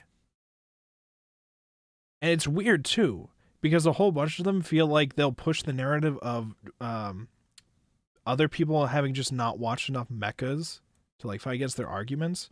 But I feel like the concepts that 86 introduces is stuff every other mecha has also introduced already and does way better. Like, the main thing about 86 is just racism bad. And it's like, well, yeah, we understood that already. Is that really what you want to focus most of your show to be about? I don't care. But the spider tanks, they look cool in this fight scenes. Those are cool too, and like the sound is cool, and like the sound is cool, but the emotional beats of, you remember the time where they made the credits play halfway through the episode so that you could get a more emotional impact to the second half, and then they did this like 5 fucking times. Oh my god, I'm so emotional every time. No, you don't do that 5 times. You do that once or like twice towards the end. You don't do that 5. It ruins the whole point of what you're doing with that. So I'm sorry.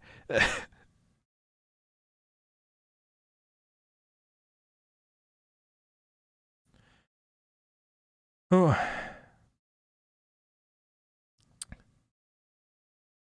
I hear a soundtrack and sound design was good. And that to me is very important. IDK, you sound like animation and art are pretty important to you.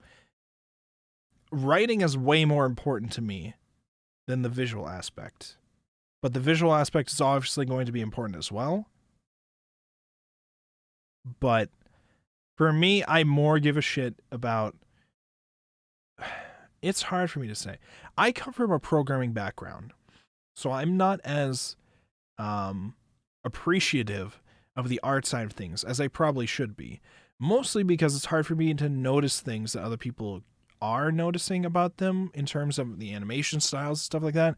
Because I'm not somebody who's been like, I have a very different mindset, I guess, than people that are of the more creative side of things and can kind of notice these things more and memorize them, talk about them.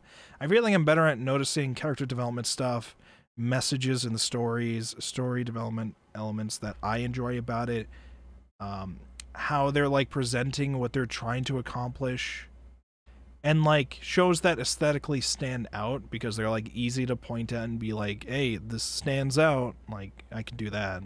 But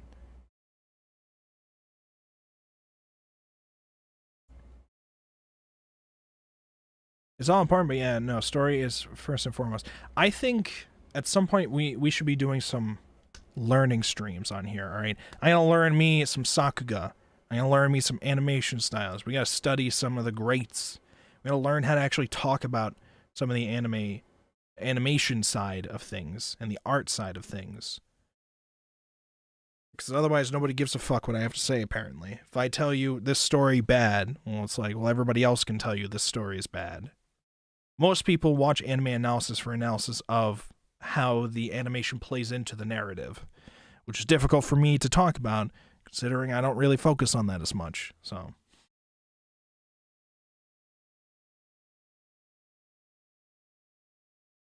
What the fuck are you? You're some weird train bullshit. This is season 27 of Yokai Watch. Duel Masters? What is this?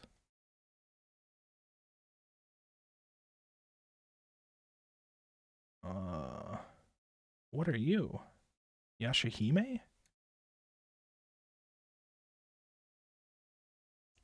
That's why Jose's is my favorite, because it's all real? Oh, totally. It's all real. Even if it tells you it's a work of fiction, no, it's all real. Don't worry about it.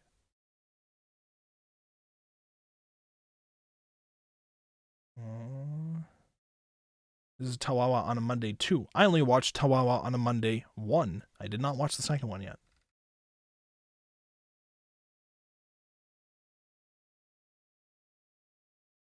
Oh my god. There's so much to go through.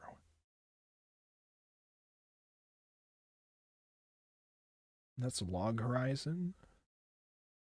Demon School Season 2. I watched the first episode of Season 1. Really amazing. Definitely recommend checking that show out. Is this the Slime Diaries? Why is this here? We had part 1. Part 1. Part 2. I think this is the Slime Diaries.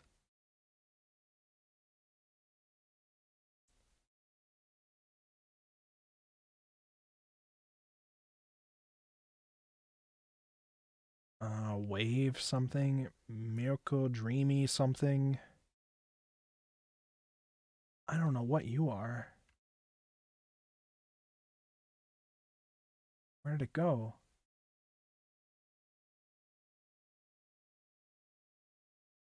Oh my god. There's so much on here. I don't fucking know.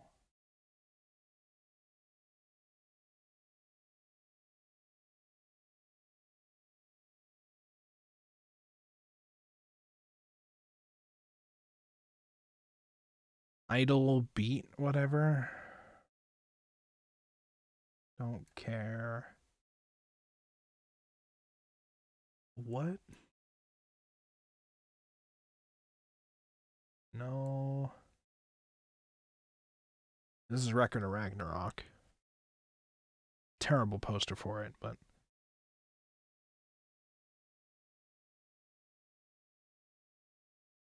A mime. What is this?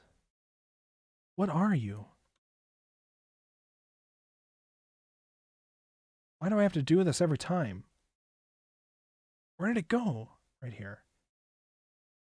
Oh, you're that show. I don't care.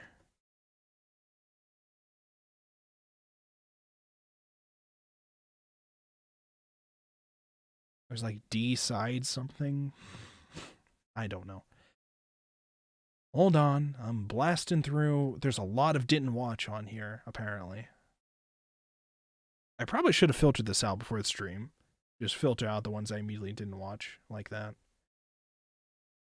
That's my mistake. I think I did that last year. I think last year I filtered out a whole bunch of the sequels I didn't watch.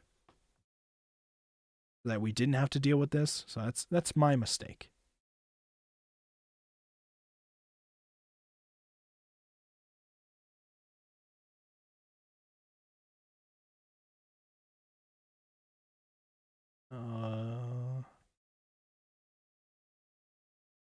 Alright, I think we did a bunch of them. Oh, we can get rid of that.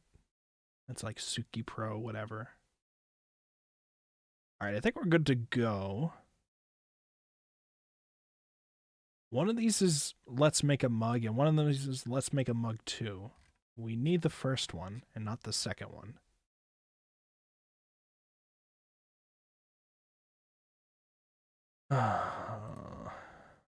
Fucking kidding me.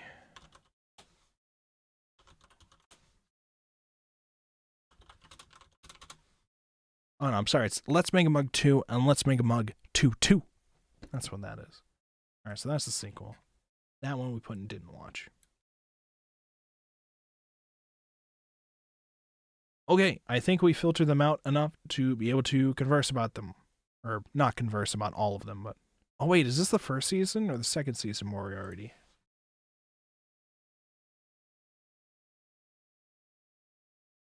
Second season, okay. Didn't watch.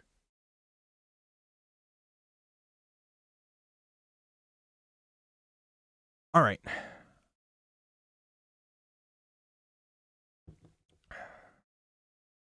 I'm pretty sure that's season 2 if I'm standing on 'em a million lives.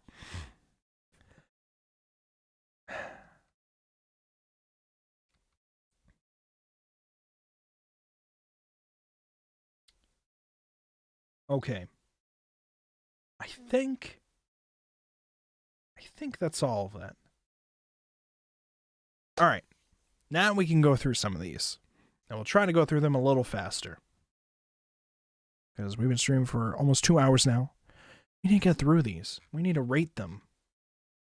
Love Live Superstars. I haven't watched too much Love Live. I watched a couple episodes of this. I liked what was going on with it. I liked it. Not a huge amount, but I liked it. What would I give this? I'd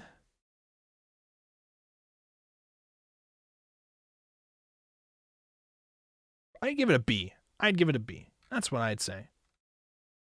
I feel like I would enjoy it more if I watch more. But I feel like I would also say that about a lot of shows. Mars Red. Oh my god, did I hate where this went. Holy shit. This is how you take a cool, interesting concept and interesting direction at the beginning and then throw it out the fucking window. Holy shit. Give that shit a D. God damn. That was gonna be a cool old time, like, cops trying to investigate and arrest vampires, and then it just got boring.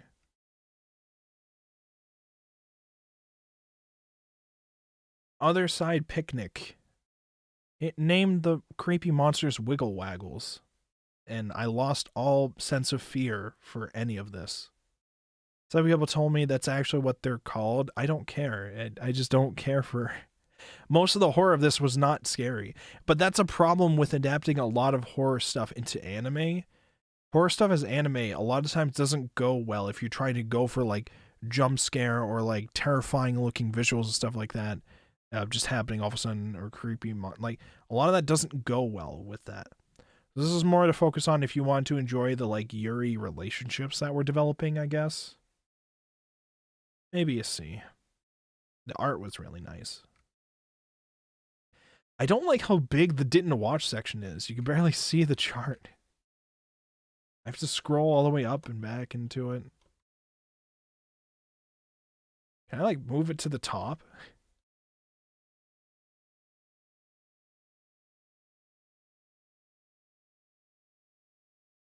Now they're all in the S tier. This is the SS tier. There you go. Alright, commands will be dispatched. It's by the same author as Konosuba, but it's a very low effort version of Konosuba.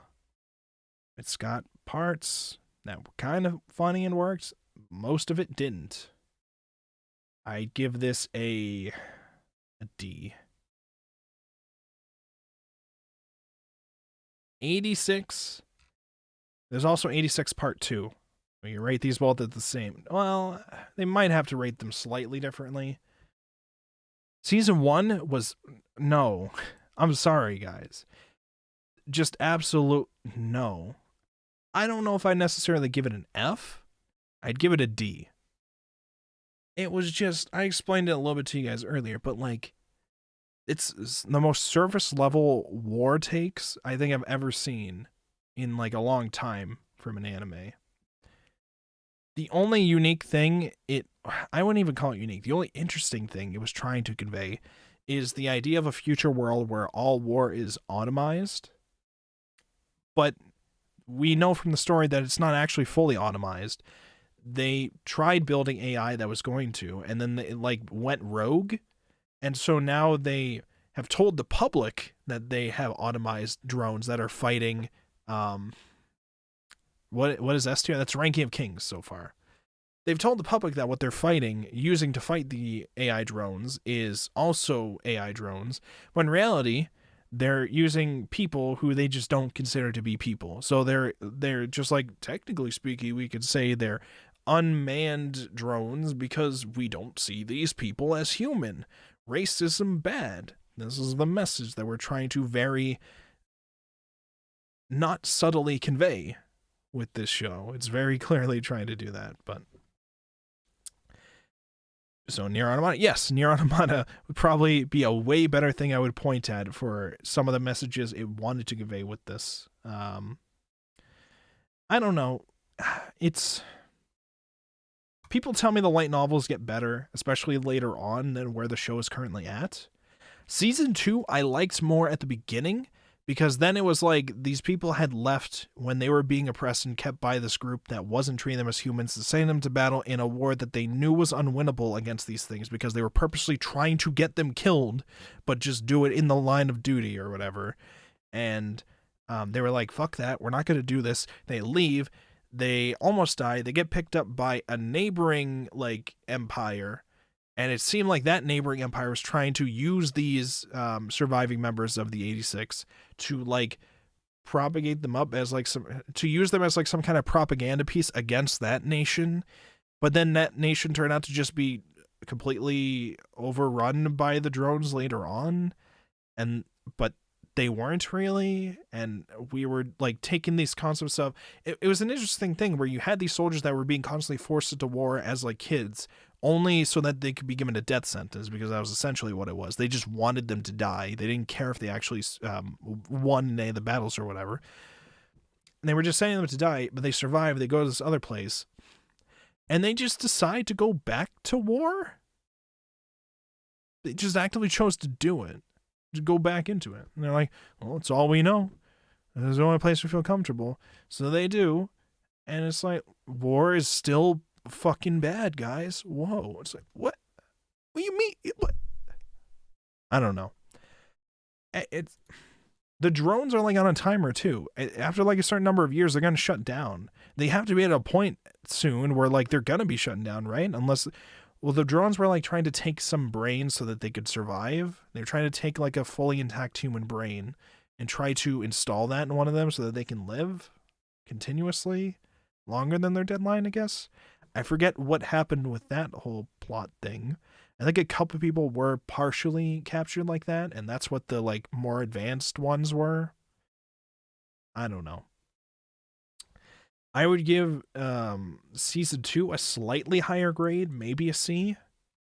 And a lot of that is carried on its opening, which is so much better and actually feels like it's an opening made specifically for that show and not just a general action mecha thing. It felt unique for that. But it also conveyed some of the messages that seemed like it was trying to convey towards the beginning, and then it quickly abandoned to become the surface level war takes again. And it's I don't know. Give it a C for season 2, D for season 1. By the way, this isn't done. It should have been done. It got super delayed. There are 2 episodes that still have to come out. They're not coming out until the end of this month or something like that, or next month. They're coming out in 3 weeks. Because they got delayed by a whole season. Jesus Christ. I can't even mark that as off my list yet until those 2 episodes air, and then I watch them, and I can say I'm done with 86 forever, because it's never coming back after that. I very much doubt it would come back, but we'll see.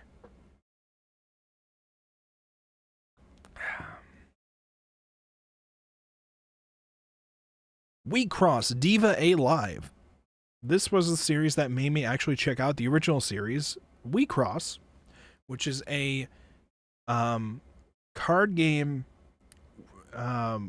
starring, where the anime was starring female characters for this card game, but the original show was super dark and fucked up. It didn't actually care about the card game at all. The card game was just a vehicle and excuse for the very dark Madoka Magica twisted premise. So it was really interesting, the original show.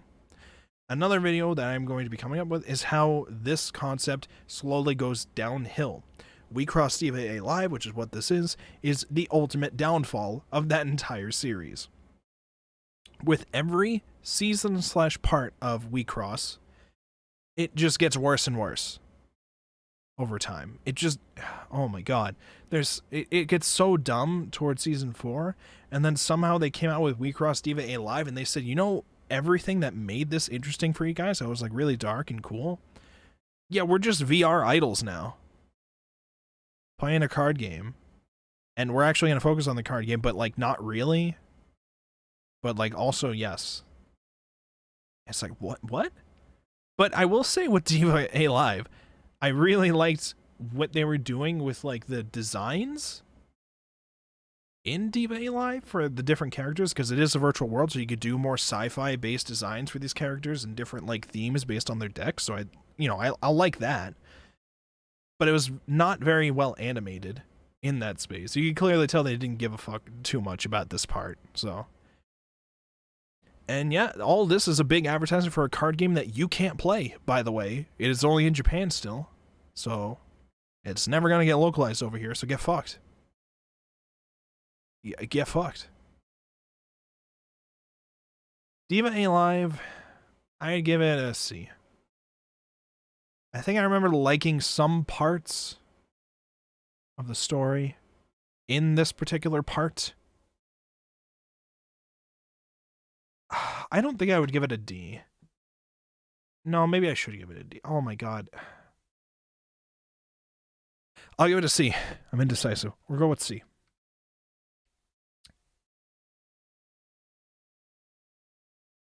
What are you? Is this Princess Connect? Oh no, this is how not to summon a demon lord. I didn't watch this. How a realist hero rebuilt the kingdom. I'm sorry. I did not give a fuck about this. And it seemed obsessed with making a Yu-Gi-Oh joke at the end. I don't know how often I tried making weird Yu-Gi-Oh jokes, but I didn't care. I give it a D.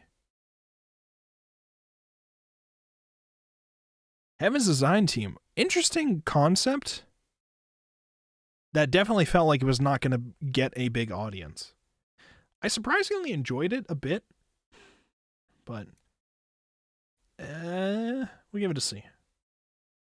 It's just literally God constantly gives a bunch of designing angels or designing not really God. It's basically just he keeps contracting freelancing work from this group, and they are just designing different species for him.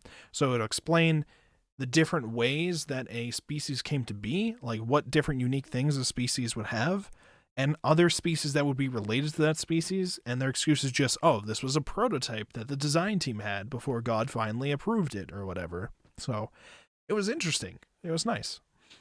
So we'll give that a C.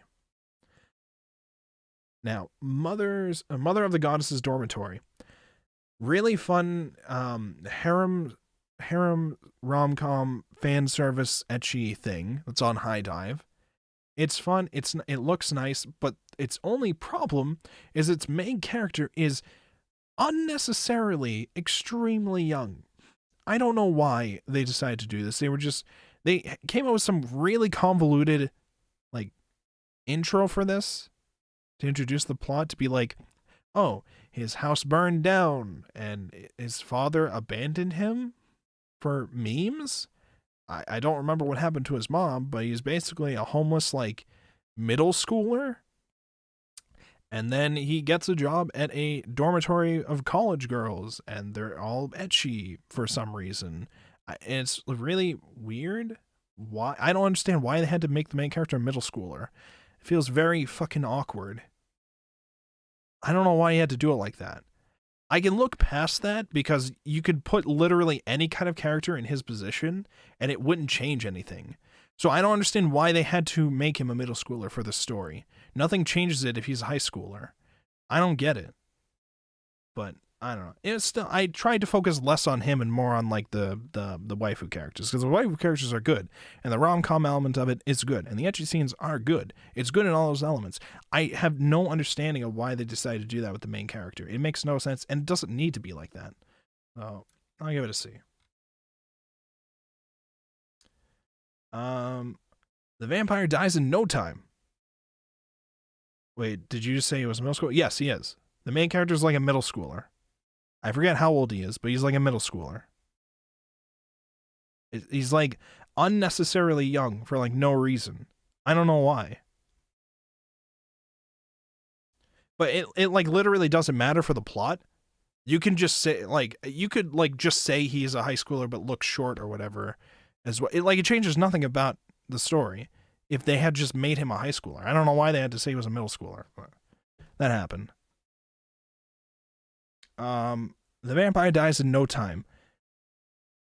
Fun boys. It doesn't have direct boys love elements to it, but it feels like you would ship these two characters, these male characters together kind of vibe. But it's a nice little comedy bits. It gets sexual at times with its jokes, but it's a nice little fun comedy thing with some like boner jokes. I give it that a C as well. You know, the purple Shimapan is his classmate, right? I don't remember. Hold on. Mother of the Goddesses Dormitory.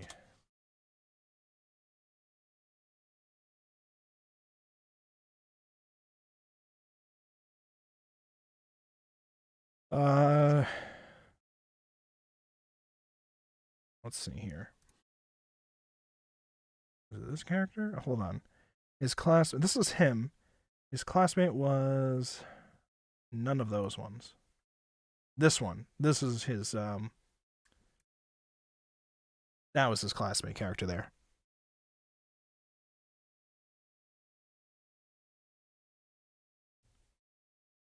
Everybody else is like a college student girl.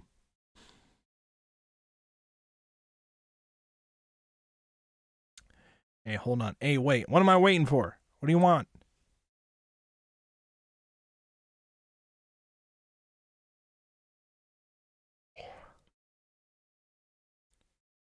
What do you want? What are your questions?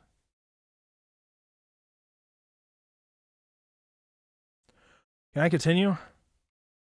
I can't wait forever. All right. The hidden dungeon only I can enter. Another ecchi comedy. This one felt super gross. This one felt super gross. I don't understand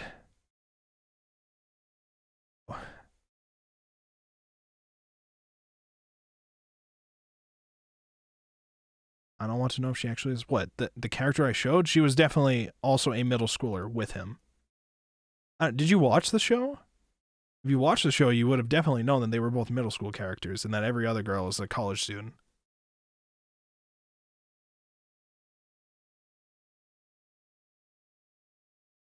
But yeah, Hidden Dungeon Island I can enter was like literally he would get um he got some power where he would get points that lets him make things or do things like magically by getting pleasure points. So he kept fondling like his childhood friend or whatever. And I think there was like other very sexual things that kept happening in it. I think at one point he changed the size of her tits. It was like really awkward. She got really upset with that because he just did it without asking her or anything. Like, what the fuck? I didn't like most of what was happening here. Give it a D. I think there was some comedy bits I liked. And I think visually I thought it was fine. LBX Girls was like 3D CGI, like Mecha Power Ranger Girls or something like that. I don't know. It was whatever. I don't remember too much. I'll put in the don't remember actually.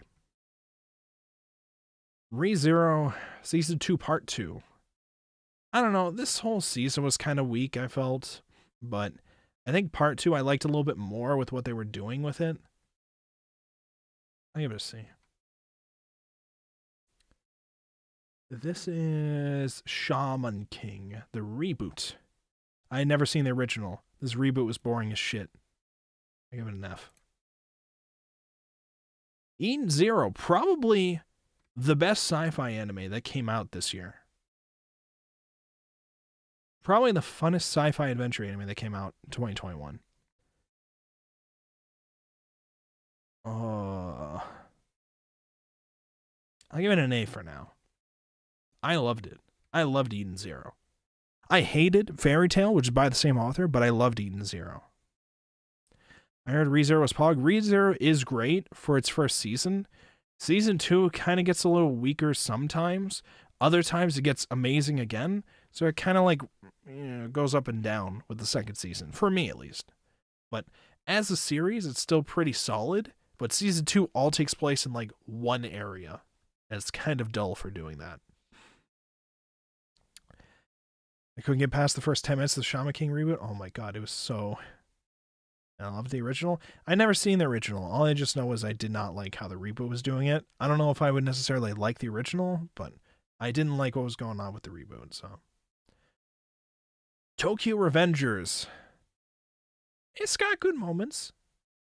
A lot of it is dull moments or dumb moments, but it's also got good moments.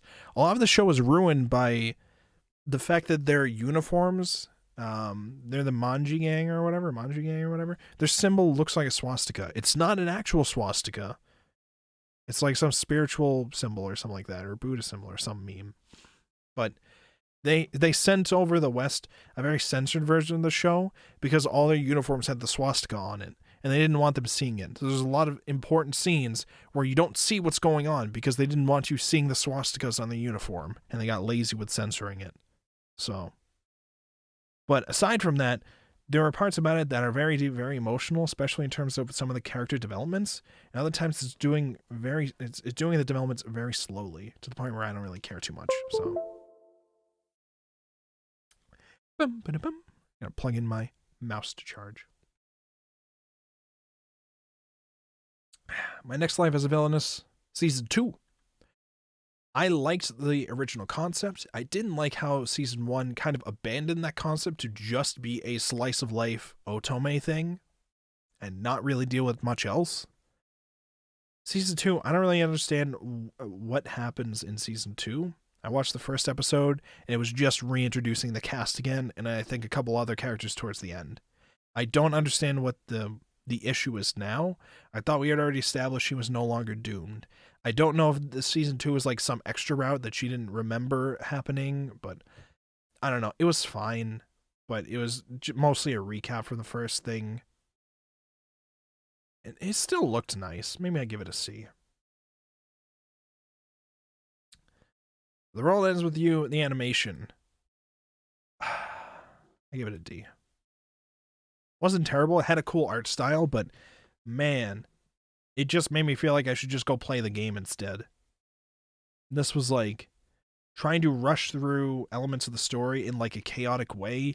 This one also had drama involving its anime opening, because the anime opening was originally done by ALI, Alien Liberty International, who is also the band that made like the Beastars original opening and like Jujutsu Kaisen ending.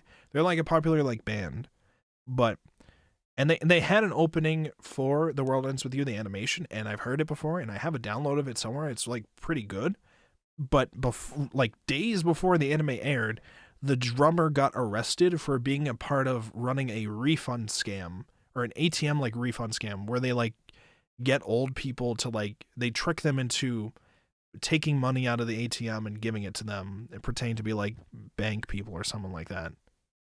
The drummer got arrested for that. The band got into hot shit for that for a while. They had to let him go. He was fine, put for investigations or whatever about that. But they took out the song days before the anime was supposed to air. They had to replace it. It was like weird, but that song was almost lost to time. All right. The Dungeon of Black Company. Oh my god, this was probably one of the more funner isekais that I've ever experienced and enjoyed. There were some parts of it that I wouldn't elevate it to an A for, but I'd put it in a B. It's guess a B. We'll do a B. It's basically if the crypto guy you knew if the shady crypto guy got teleported to another world, but he was also like a funny, charismatic guy, which is like almost no crypto bros. If he got isekai'd, it'd be a fun time, okay? Jeff Bezos, the anime, pretty much. My senpai is annoying. I need to go back and watch this. This is a fun office rom-com. Kind of reminded me of Wotakoi, but in some ways it was more cutesier than Wotakoi. So I enjoyed it, and I want to go back for more of it. I'll put this in a B as well. Nagatoro. No, we dumped that into the D territory, okay? I don't care. I didn't ask. Nagatoro's a D. Fuck all y'all. I refuse to elaborate. Get out of here. Burning Kabaddi.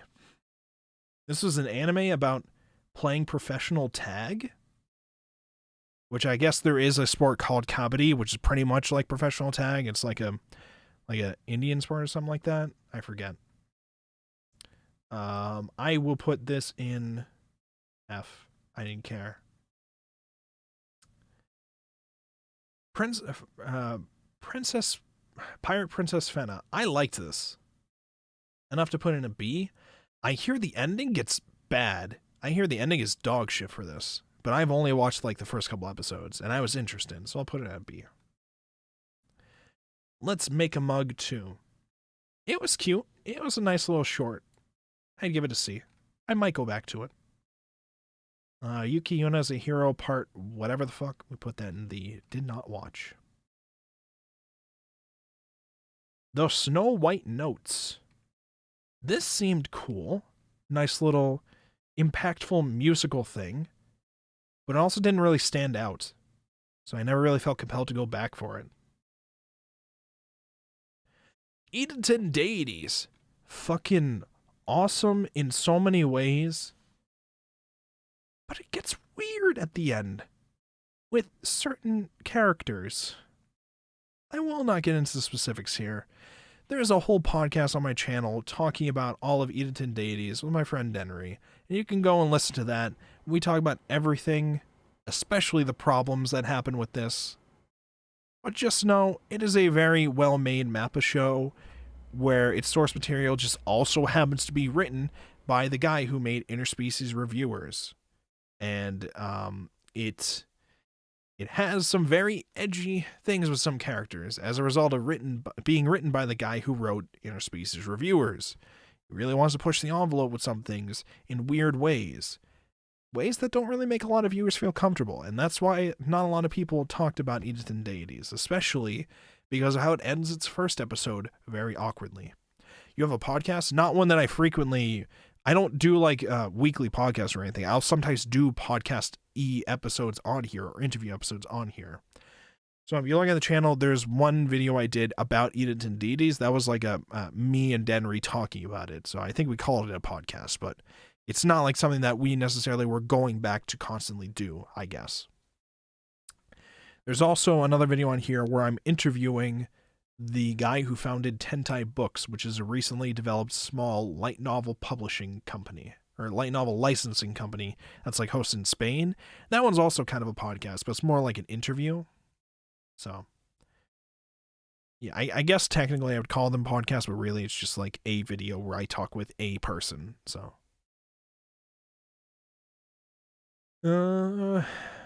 Peach Boy Riverside, no. Give it a D. It had a nice animation fight scenes. My Dear Kramer? No, I give that an F.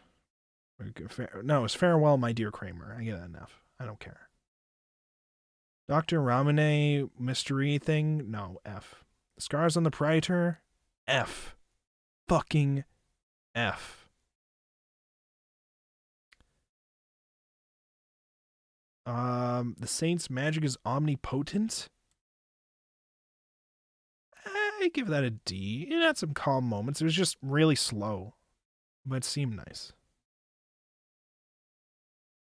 That was a good interview. I learned a lot about how small the localization publishing industry is. Yeah, it's like the main barrier for entry for that seems to just be having somebody who has Japanese communication skills. That like it can be like, well, that and obviously money, of course. If you have those elements, you could try to get into it, but there's difficulties in like the titles you pick in trying to like get them sold to the correct markets. With that one, that was particularly interesting because you got to also learn about like how the titles are working in like Spain as well, and how that, I think they remember them saying like there's not much of an audience there, so they were like stopping to like publish some of them in Spain or something like that because there wasn't as much of an audience for it or something like that. But like that's why they started selling them over here and stuff too. But I don't know, it was nice because it was nice as well that they were like a publishing company trying to focus less on isekai and more on like high school rom-com stuff. That seemed like a lot cooler. So that whole group is like pretty chill, pretty cool. I would highly recommend checking out their works if you can, and go check out the interview if you want to learn more about how the publishing industry works. Horimiya. This is a fun time. This is a fun little thing that has some drama elements, but it doesn't get too deep with them. Like, you don't have to worry too much about this being like a deep emotional thing. There are times where they deal with some emotional stuff, but it's not like a super serious thematic thing. It's more just chill romances dealing with issues and sometimes, and then, you know, just communicating with each other and stuff like that. Geki Dolls was weird.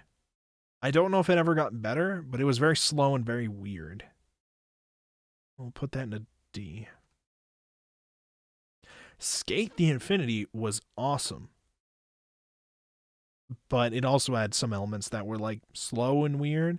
But the antagonist of this was fucking amazing. Adam, who was like a skateboarding Dio from JoJo, it was cool.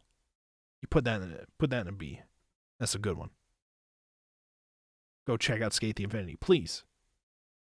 Please.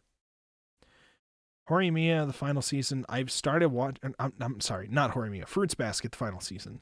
I started watching the Fruits Basket reboot. I have not gotten that far, so no. Osamake, like, this was like a revenge childhood thing. It was like a revenge rom-com where I think he gets rejected by the girl he likes, and so he tries to get revenge on her by revenge dating somebody else who like very clearly likes the main character. I don't remember. I think I liked how it looked, and I liked some of the characters. It was getting like very ecchi. This is not something for the faint of heart, but I definitely remember it being something, if I go back to it, I would really like it. Because I really liked that other revenge romance series, the popular one, Masamune-kun's Revenge, where he gets rejected growing up or something, And so he devotes himself to becoming a Chad to like break the heart of the girl who broke his heart or something like that. I thought that was a cool show. I'll give that a B for now. Godzilla Singular Point had some really awesome concepts and then got a little too crazy with them towards the end. This is a common thing that will happen with some sci-fi shows where it has great presentation, a lot of cool stuff going on, a lot of fun ideas you can play with, and then it just gets a little too crazy with them at the end, trying to get a little bigger than they can actually handle. You gotta rein that in. Masamune-kun needs a season 2? Yes, I definitely agree. Although at this point, I doubt it'll happen. But then again, Classroom of the Elite, that's getting a season 2 now. I didn't expect that to ever happen, but it's happening. So, you never know anymore. Wonder Egg Priority. Now, as I said, there's the show and then the final episode. The final episode gets an F. That's an F. The show itself, though, I'd probably give it a B. If I really think about it. Because there's a lot of stuff to love about the show, visually, character-wise, emotionally, with its soundtrack. But there's also some times where, like, even before the final episode, you could feel the production getting a little weird towards the end. And some elements of it were not the most intriguing to like watch through.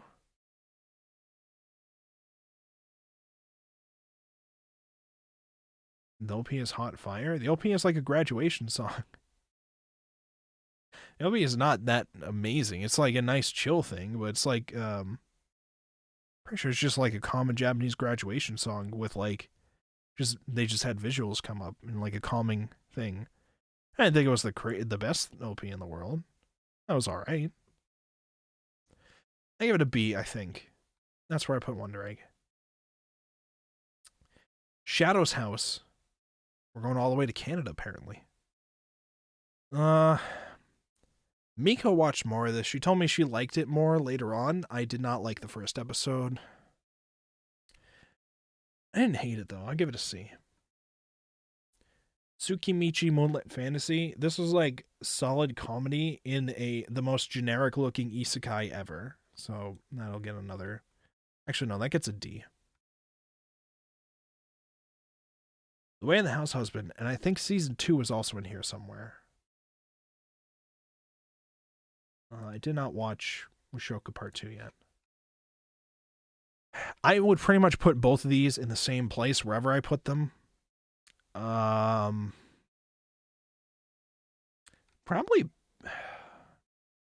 a B. Carried solely by the comedy and the voice acting. But man, oh man, I was not a fan of their minimalistic animation for this. Their PowerPoint presentation,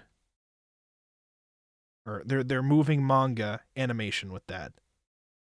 But hot damn, was it worth suffering through that to hear, I forget his name, to hear that man voice act this character? Holy shit, it was so good.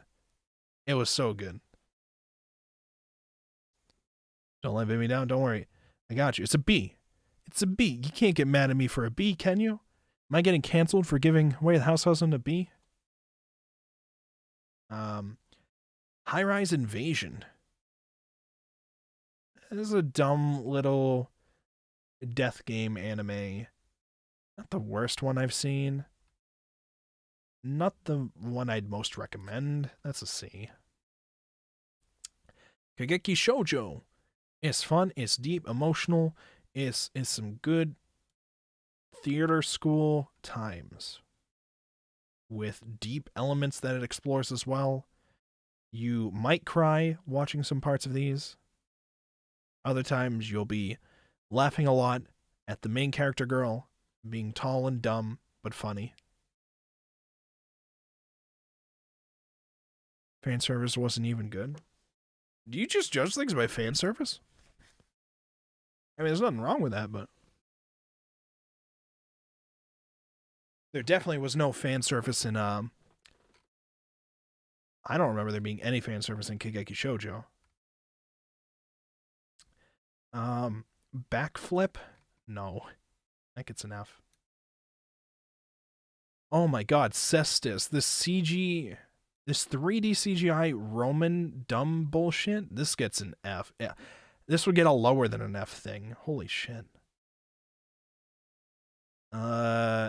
Nighthead 2040 something. I'll put it at D. Battle game in 5 seconds. Oh my god. I'll give it a D for having some interesting concepts, but this looks and feels like dog shit the entire time. But it's got interesting death game concepts with so like the premise of this, the title is dumb. It's like you're supposed to fight within 5 seconds of meeting. It's a part of the game that they play. No, that was like literally for like the first game. It has no concept of the rest of it. It's kind of a dumb title. It doesn't really mean anything towards it. But the premise is they're all part of this like kind of focus group death game thing, where it seems like this company's trying to test and figure out what abilities would be the best to give people. Basically trying to benefit themselves by having these people kill each other in these weird death games. Okay, I can accept that premise as like some dumb way to have the plot start. And each character has their own ability that's like vaguely explained to them through like an envelope in their room at the beginning, and then that gets destroyed or whatever, and then they have to do with that information what they will. Some parts are not fully explained about their abilities. Other times you're just fucked because your ability sucks. You can't really do much about it. Main character's ability is that his ability is whatever somebody else thinks his ability is. So his whole thing is he's very analytical, very strategic, and he has to try to like 5-dimensional chess this whole thing to like figure out, all right, what are the extents of that ability without revealing to people that that's my ability, because I can't have people knowing my ability is whatever they think it is, because that makes them able to defeat me very easily. But also, if somebody doesn't know what my ability is, then I don't have an ability, unless like they really think I have a certain ability. So he has to like try to like trick certain people into thinking his ability is something. He has to try to make alliances with people and try to convince them of what his ability is. He has to try to balance like the information that they give and take or whatever. It's like cool in some respects, and some of the other abilities in the show are really interesting. Like one of the abilities is to like quintuple your strength, but like it's like the strength actually applied to like your muscle strength of like all the different parts of your body, so when you add them all together it's like really massive or something like that. It was like a broken strength ability. Things like that happen throughout the show, so we have interesting concepts, but everything about it is so poorly executed. I give it a D. Girlfriend. Now we're getting into the good harem rom-com memes. I would not give this an A. I'd give it a B. If you want to watch crazy women like an average main character boy, then go watch Girlfriend. All the waifus are like crazy in their own ways. Especially the YouTuber girl. The YouTuber girl shows him and is like, you know what? You guys don't want me to date him too? Well, fuck you. I'm camping outside of your house. And I'm going to stream me camping outside of your house too. Easy clap. Can you get off my lawn? This is fucking insanity. Why are you here?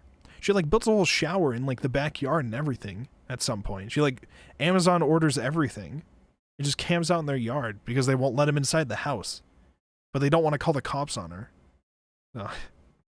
This is weird. There's a really good comedy in that show too. Gamers is still better though? True. Gamers gets the SSS tier, okay? But it didn't come out this year, so.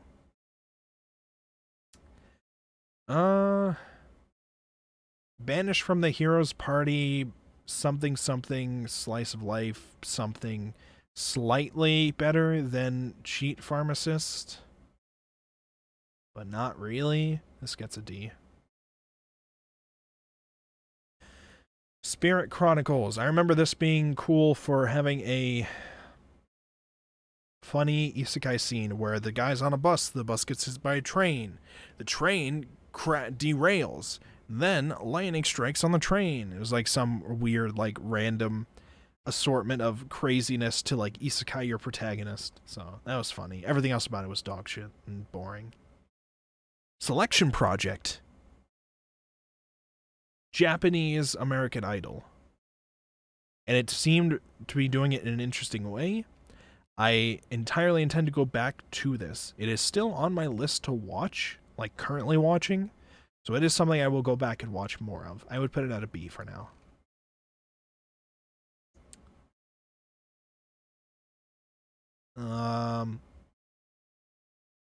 Full Dive.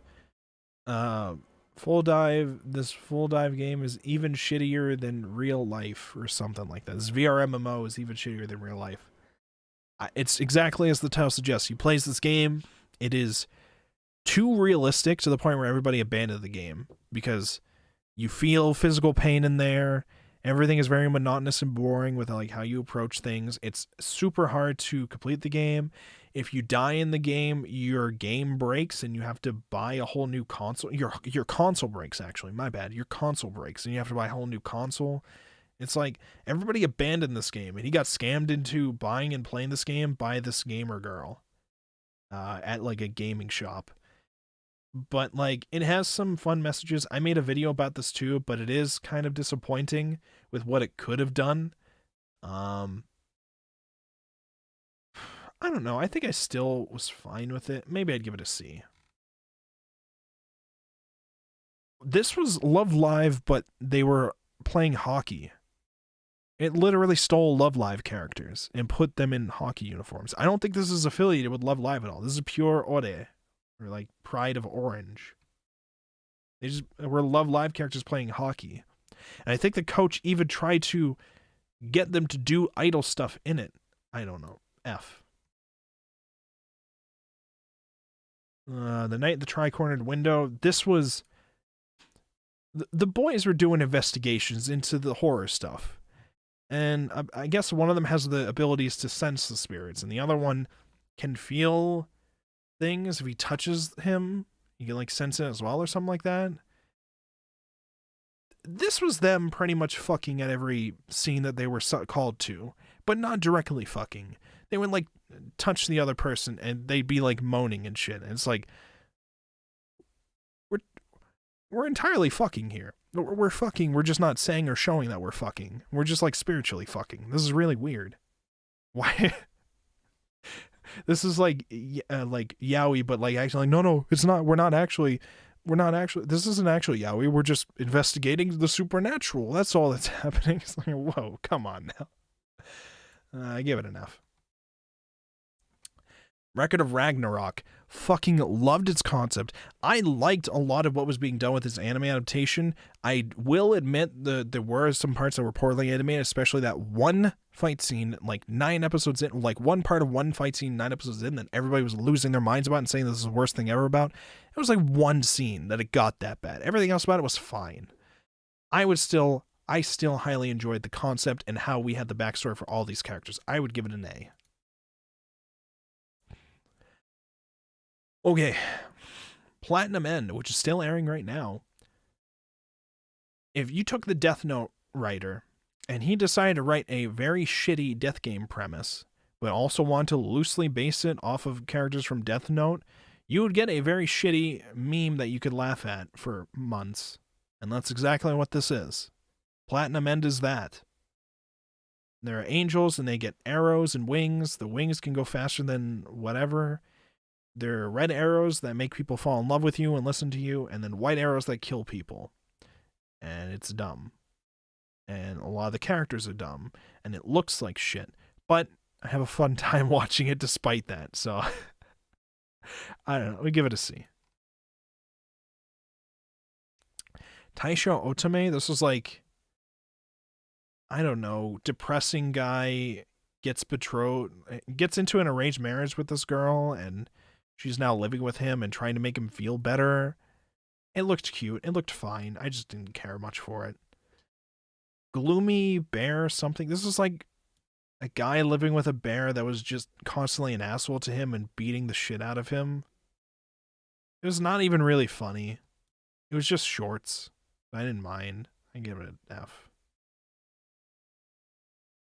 Aquatopes on White Sand seemed like a chill, calm aquarium Yuri slice of life thing. Not much to it. But it looks really nice. We'll give it a C. Vivi goes to A. Very... Oh man, I'm going to have to, when I'm done going through this, we're going to have to reevaluate, move some more to S, because some of these probably should be bumped up to S. I'm just nervous about putting them up to S immediately, so.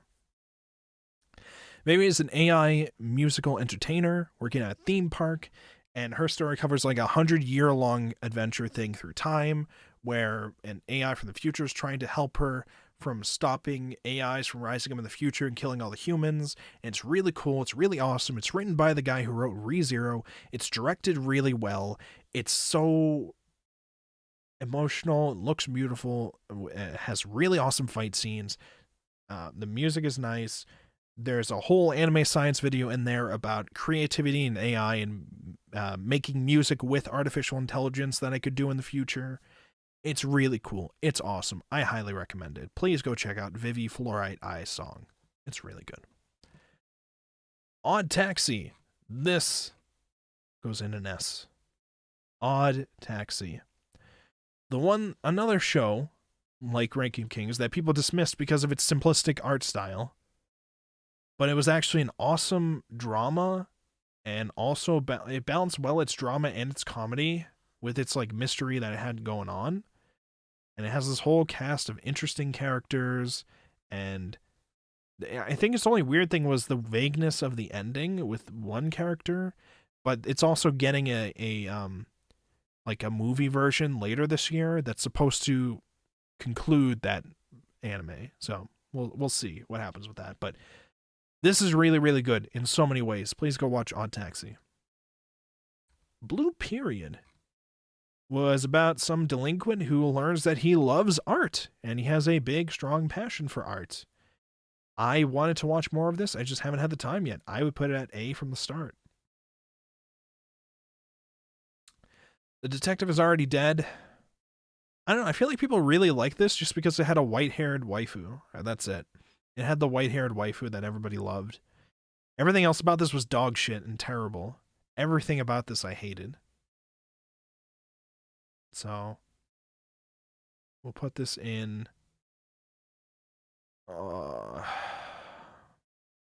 It looked fine sometimes. I'll give it that. I'll give it a D.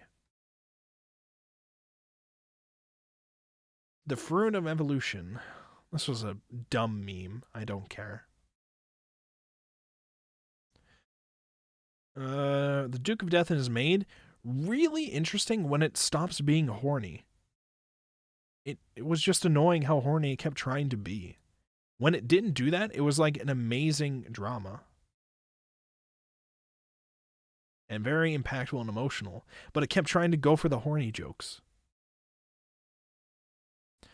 Joran, Princess of Snow and Blood or whatever. I don't care. I didn't ask. Blue Reflection Ray. I think I liked the art for this. It didn't do too much. Maybe I'd give it a C. Demon Slayer Mugen. I watched the movie. I didn't watch the arc. I don't know how different that is, but I'll put that in didn't watch. The World's Finest Assassin gets reincarnated in another world. This one was actually a lot more interesting. This was also written by the Redo of Healer writer, but it's a lot more interesting and well executed than the Redo of Healer anime. I like this a lot in some aspects. There were some other things that were really dumb about it, like how it tried to explain the magic of this world and how he tried to abuse the magic of this world to build a rifle, which does not exist in this world. That was really dumb. But I like some other funny concepts with it. I liked the art style with it. I love the OP. The opening for this was fucking great. I loved the OP for this. And I liked how the concept is that I'm not going to go through the whole thing, but the main concept is just that the the goddess of this world, or one of the goddesses, has been summoning people to try to kill the hero of the world, because I guess he's gonna go crazy and do something weird after he kills the demon lord. He goes crazy or something like that. So she's been trying to summon people to kill the demon lord, or not the demon lord, the hero of the world. And so eventually she brings in a whole bunch of people prior to the assassin guy. The assassin guy turns out to be the perfect guy she could hire for it, because he is in fact the world's finest assassin. But for some reason or another, she kept trying to hire random other people to be reincarnated and try to kill the hero, a lot of which either ended up being lazy or just bad at their jobs in this kind of world. At one point, she brings in a rapper. And I think she literally says something like, "Your lyrics were so deadly, they would lead people to kill themselves. So maybe you could do the same to the hero, yo," or something like that. And he was like, "Yeah, sure, I'll do that." So he tried to, it didn't work or something. I think people were like offended by his raps and like beat the shit out of him before he ever got to the hero or something like that. They were like, "What the fuck did you say about my mom?" And then they beat the shit out of him because they're like fantasy characters and they don't know what the fuck rap is. So. Like constants like that were fun, and everything else about this was really awesome looking and cool. This is like really well done actually, but there's just some parts about it to where I just didn't really care much for how it gets slow, or some of the motives that the main character would have towards the end, or why this whole last battle scene had to happen.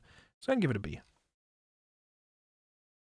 This is like some weird cat short thing that was not as funny as I thought it would be. So Remain was awesome in its concept, and then did it for the most boring thing ever.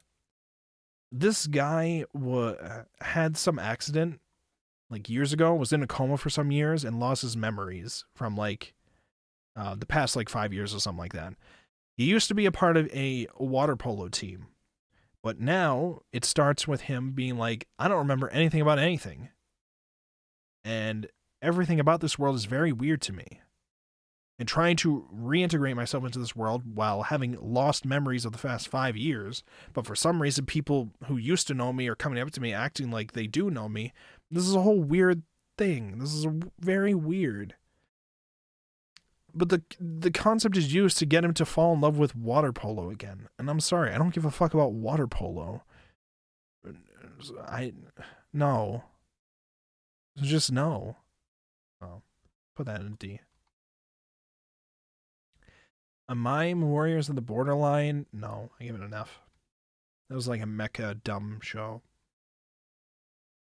Arena the Vampire Cosmonaut. I did a video about this for Anime Science, but it was less focused on the anime and more focused on the ideas the anime presented. Basically, a vampire waifu is being trained to be an astronaut to go into space so that Russia can test humans going into space without actually sending a human. They're just like, "We won't be as embarrassed if we send a vampire into space and they die, because you're not human. We don't consider you to be human." Is basically another racism bad anime. But like, it's also more focusing on the romance side of the main character and falling in love with this vampire girl, and throws in concepts about the space, the Cold War, and space, going to space and all that. We'll put it as C. Mieruko-chan is fucking hilarious, but also sometimes emotional, but also sometimes really unnecessarily horny. It doesn't know what it wants to be sometimes. I give it a B. Scarlet Nexus. The anime, not the game. This is based on a game. This is whatever. Give it a D. Tech Top Destiny. I did a video on this. Looks beautiful, but its story is dog shit, and it does nothing, and it's very bad.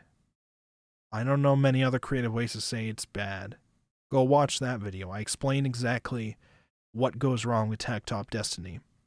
Most of it stems from the fact that it's just a mobile game adaptation, and it doesn't really need to be anything except a beautiful looking show, because it's just trying to sell you the mobile game, which looks gorgeous. All the character art for the mobile game looks amazing. I want to play the mobile game. Having looked at the art like once, it looks amazing. I want to play it. I'm just very disappointed that they didn't give a fuck about the story for the anime, which was meant to sell you the game that's eventually going to come out maybe this year. So, I don't remember what this is called, but this is like vampire boy band bullshit. F. The case study of Vanitas. This is the first season, right? Or is this the second season? No, the second season will be airing now, so this is the first season. This is a lot more heterosexual than I thought it was going to be. It was pretty decent. It's just a lot more heterosexual than I thought it was going to be.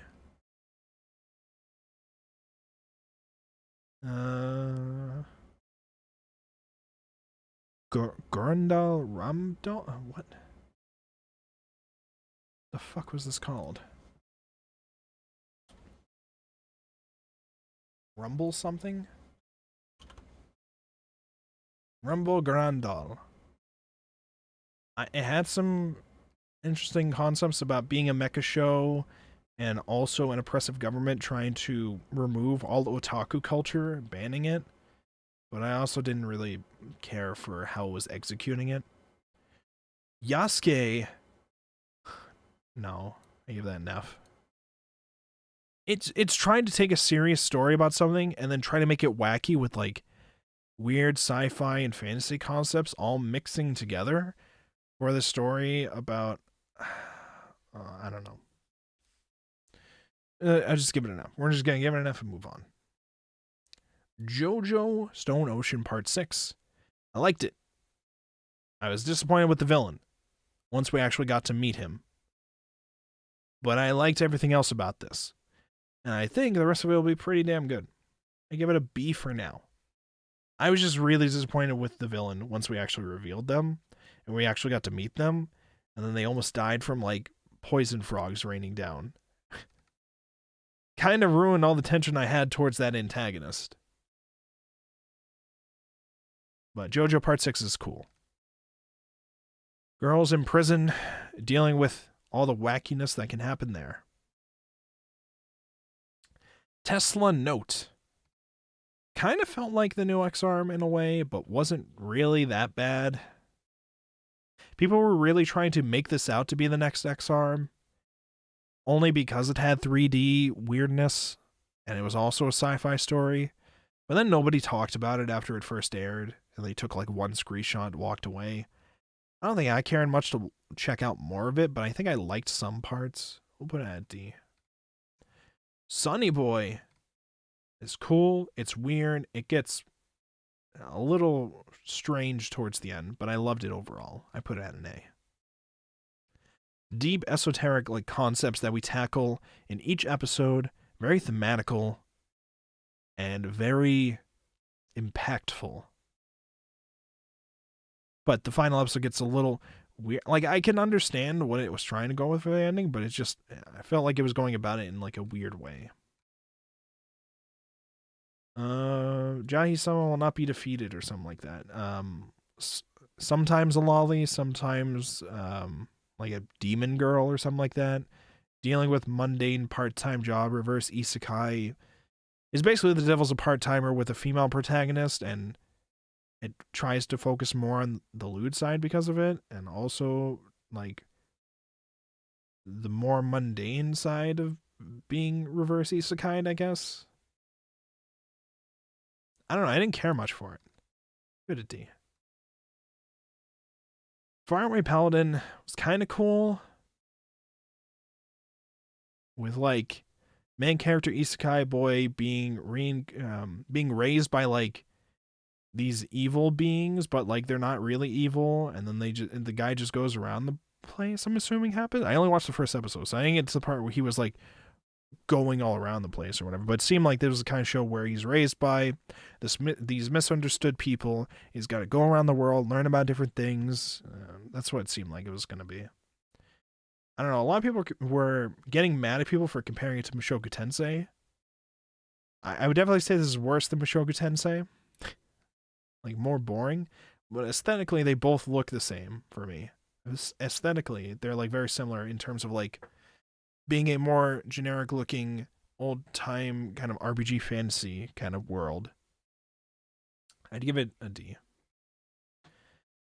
Build Divide Code Black. This had a much cooler opening than it deserved for its dog shit card game anime that it was. I think I like the idea of the aesthetic it wanted to accomplish, and then it just kind of very poorly executed that. This looks like dog shit, by the way. If you watch it, it's, oh my god, it's not good looking. I don't know. Sci-fi concept. I don't know. What about a D? This is the ASMR anime. I forget what it was called. I think it was like 180 degrees something or whatever. This is the ASMR shorts. I didn't watch too many of these. It made me feel uncomfortable. I don't know if I necessarily give it enough. It wasn't bad, it just wasn't for me. I guess that makes it a D. Komi-san was awesome in so many ways. More focused on the comedy side than the romance, but it's really good. It's really nice. Making friends comedy in a school setting. She's very shy, can barely communicate, past a couple like sounds. Eventually she learns to like say like things, but like it's not like full on sentences or anything. It's just like sometimes she'll say a full word, but she'll like get very embarrassed afterwards and stuff like that. Every other character around her is obsessed with her and crazy and awesome and interesting and funny. And we have all sorts of funny gags going on with like how we're directing this animation. And it's just all really done well. Go check out Komi-san. It's really, really good. That definitely deserves an S. All right, we're almost done. Artist Witch. It's like weird music shorts online. They were like only on YouTube. Look nice. Give it a D. A little bit of the third part 6. It's Lupin. Not too much to say about that. Let's see.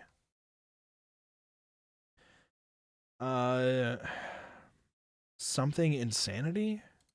This is like a Square Enix thing. Deep Insanity of the Lost Child. And this is based on a game? It's a multimedia project. Give it a D. Actually, no, I'll give it an F. Fuck that. Deji Meets Girl? This is like, I don't remember much about this. These are like shorts about this weird guy going to a resort. There's like spiritual stuff happening. I don't know. Digimon Ghost Game. Cool concepts, kind of boring and slow. Give it a C. Gambare Doki-chan. I liked this. These are all really... I've been checking out the artists for a while. I really like their art style. I really love the characters. I like the little story that's been going on with the comics online. And I watched the anime, and it portrays those kind of comic stories pretty well. I'd probably give it more of a B. Because sometimes it just feels awkward, but that's the nature of adapting those like very short one-off comics and trying to make them a whole episode. Because they're not like manga chapters; they're like short one-off like Twitter post like comics. So it's kind of awkward to adapt that into an anime, but I like the art, and that's all you really need. Star Wars Visions. Sometimes it looked amazing. Other times the story was a little better. Almost all of them needed way more time to flesh out their stories. All of them needed more time. I would not rate this highly. As a cultural project, I guess I would, though. Because it does very well at it displays different cultural aspects. I just really wish it had more time to flesh out some of its stories. So I give it a B. Heike Monogatari. The Heike story. Or Heike, I don't know. Seemed cool, seemed amazing, but it was kind of hosted in like a older time Japan, and I'm not really a fan of that kind of aesthetic. I'd give it a B. Sora Iro Utility or something. This is like a golfing golfing anime. It was like one OVA short thing.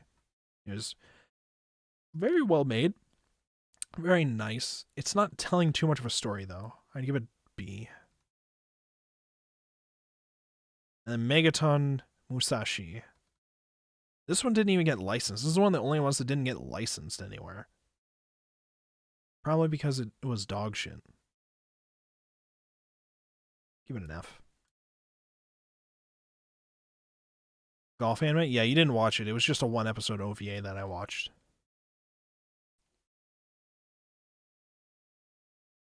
Move this all the way down. Alright, that is all of the 2021 animes, and I might bump some up and down. We're going to do a little review here and see if I want to move any around.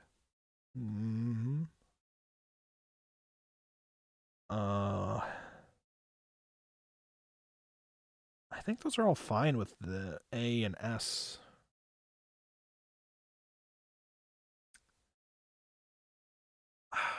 Do I want any bumped up to AS? Do I want any? No. I think I'd probably put Record of Ragnarok down to a B, though. Everything else should stay. You got the S's. I'd put Call Me towards the beginning of the S's. And then Odd Taxi. And then Reiki of Kings. And then the A's. The B's. Phantom Pirate Princess I'd lower to C. As I would Heike Monogatari. Yeah, fuck it, Star Wars 2.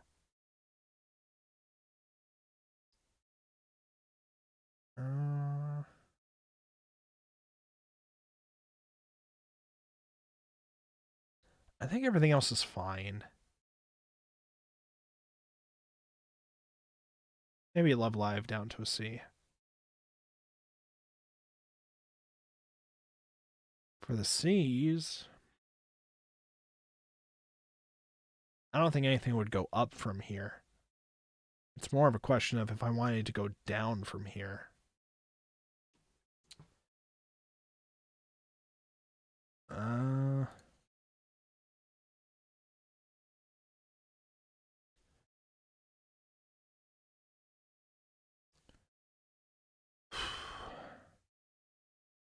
Will this be available anywhere? Oh, the tier list? Yes. I'm going to be linking the tier list in the description. Actually, I can... This is already a template that's available on my thing, so I think I can just link it to you guys, too. I was a little... is this how I do it? No. Go to my accounts. Oh, okay. It would be the same link. Okay. So if I link this here, you guys can do it. It will also be in the description of this video once it is up as like a VOD, I guess. So this is up on Tier List Maker. Any of you guys can do your own if you want. If you're in my Discord server, you can post it there later on if you want as well. I'll check them out and I'll roast you for your takes. You can do whatever you want with the list. Let's see here.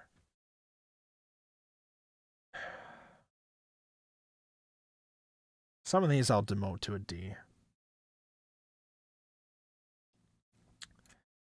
You go to D.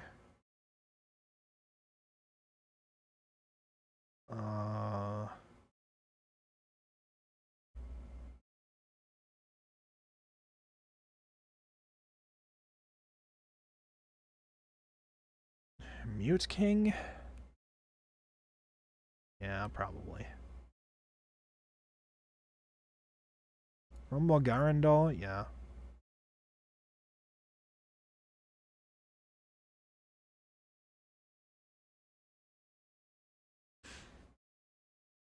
And...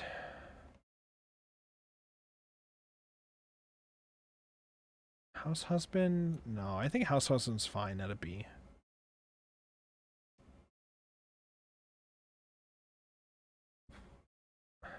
Uramichi Onisan will bring up to a B.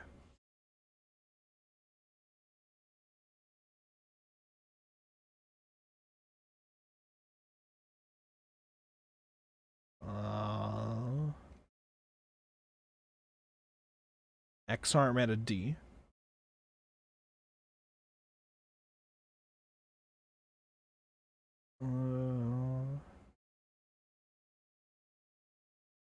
I think I'm fine with this.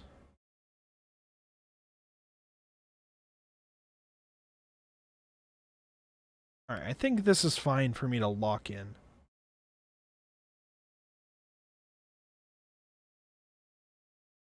Alright, we're actually, wait. Do I remember this? I remember this enough to say it's a D.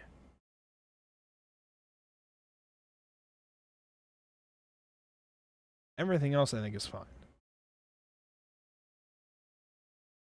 Save. Wolfborg. There you go.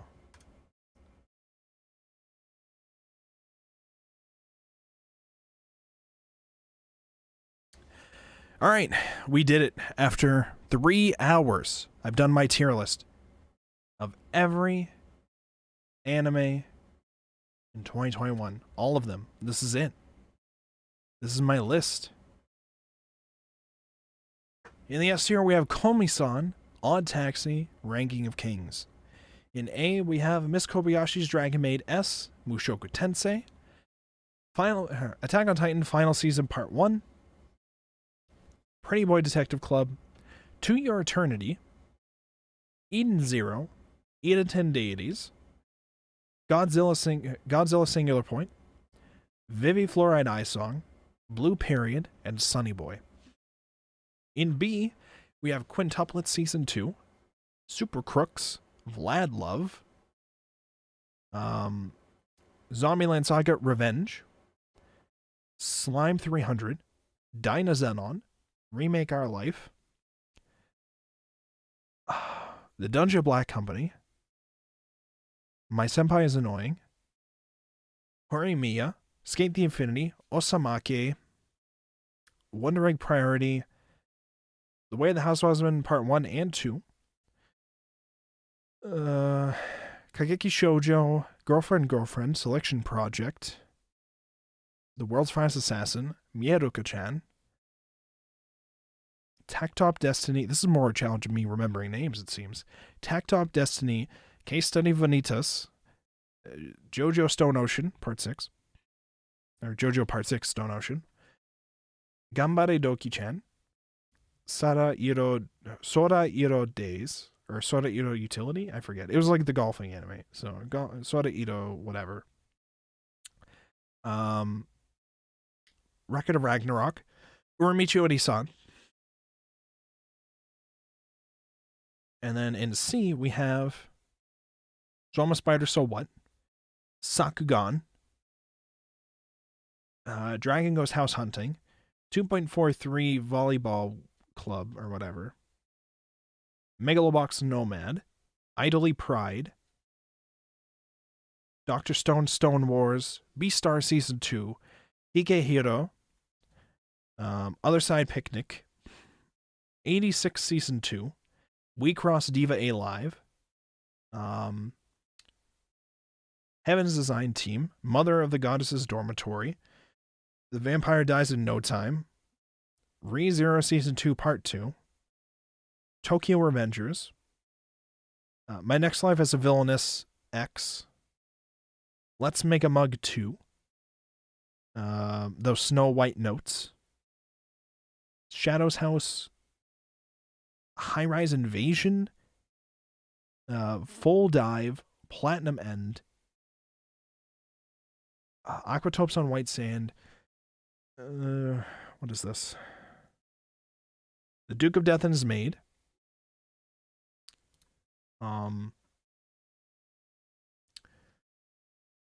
Arena the Vampire Cosmonaut, that was it. Arena the Vampire Cosmonaut, Lupin the Third Part 6, Digimon Ghost Game, Phantom Pirate Princess, Heike Monogatari, Star Wars Visions, Love Live Sunshine, or was it Love Live Superstars? No. I think it's Love Live Superstar. Love Live Superstar. I'm pretty sure that was the title of this. The newest Love Live. There you go. Mazika Party. Oh, this is for D. Now for D, we have Mazika Party. Shirizakura? I forget. X-Arm. Reincarnate as a Slime, Season 2, Part 1. Eden. Bottom tier character Tomozaki.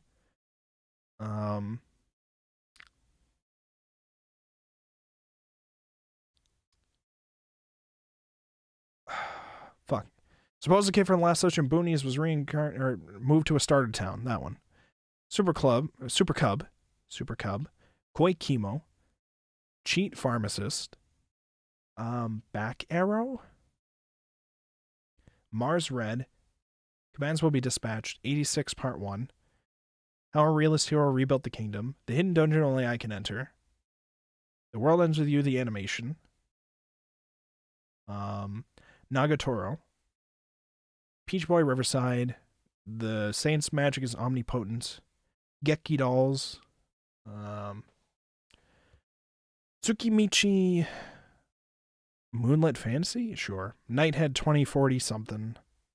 Battle game in 5 seconds. A meeting or whatever. Banished from the hero's party. I wanted the world, whatever. Taisho Otome. The detective is already dead. Remain. Scarlet Nexus. Tesla Note. The Great Jahi-sama will not be defeated. Faraway Paladin. Bill Divide Code Black. 180 degree, I don't know, ASMR anime. Art is Witch. Blue Reflection Ray. Mute King. The Dancing Hero. Rumble Garandal. Kimono Jihen. And then in the F tiers, the garbage tiers, we have Promised Neverland Season 2. Skate Leading Stars. Hortensia Saga. Shaman King Reboot. Burning Cavity. Goodbye, or Farewell, My Dear Kramer, or something like that. Ramune Mystery Disease Doctor, or whatever. Scars on the Praetor. The Wonder Egg Priority ending episode. I think it was called Our Priority or My Priority. Backflip. Cestus Roman Warrior. Spirit Chronicles. Pride of Orange. The Night in the Tri-Cornered Window or something like that. Gloomy Bear something. The Fruit of Evolution. Joran Ice and Snow and Blood or whatever. I don't know. Tsushima. I don't remember. A Mime Warrior of the Borderline. I don't remember this one. This was like some vampire boys idol thing. I don't remember the name. Yasuke. Deep Insanity, The Lost Child. I'm losing my sanity here. Megaton Musashi. And I'm not going to bother reading the rest of them. You get it. You get it. That's my list. All right. I will now accept any complaints we have about my list. Or any things that you would want to force upon me to consider instead. I am now accepting any and all comments, complaints, or otherwise, whatever. What do you have?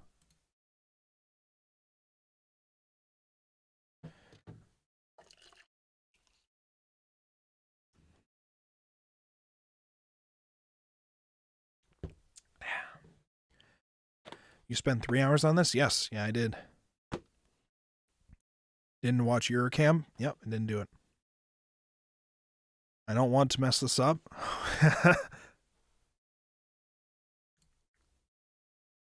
You built a house of cards. I'm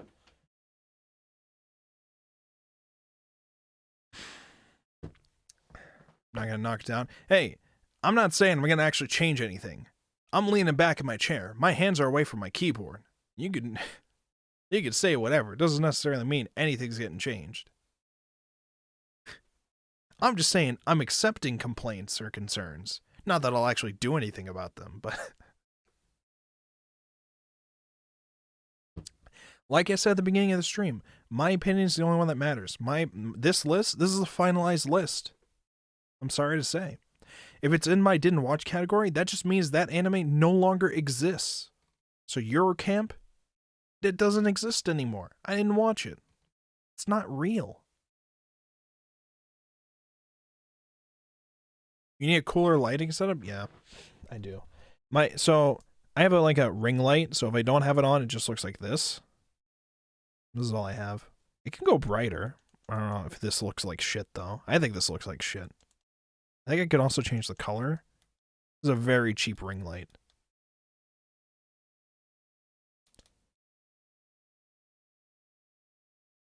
You gonna look like you're shooting inside of Tron? Oh, damn.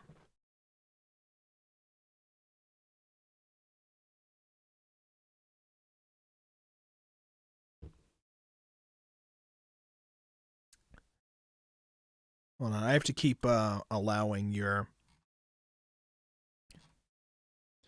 I have to keep going in and approving your comments, and I don't know why.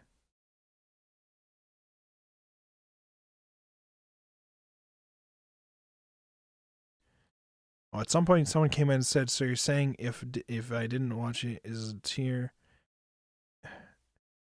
So you're saying if didn't watch is SS tier, then everything you watch is shit? Oh, well, that guy probably came in later than when I moved it up there. I put it up there just because it was like a big set of rows for that, so I didn't want that in the way.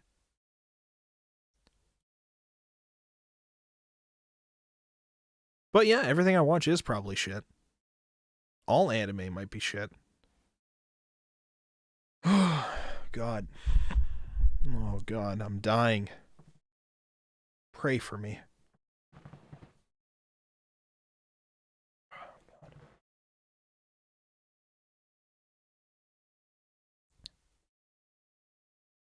You've curated an audience of villainy. Damn.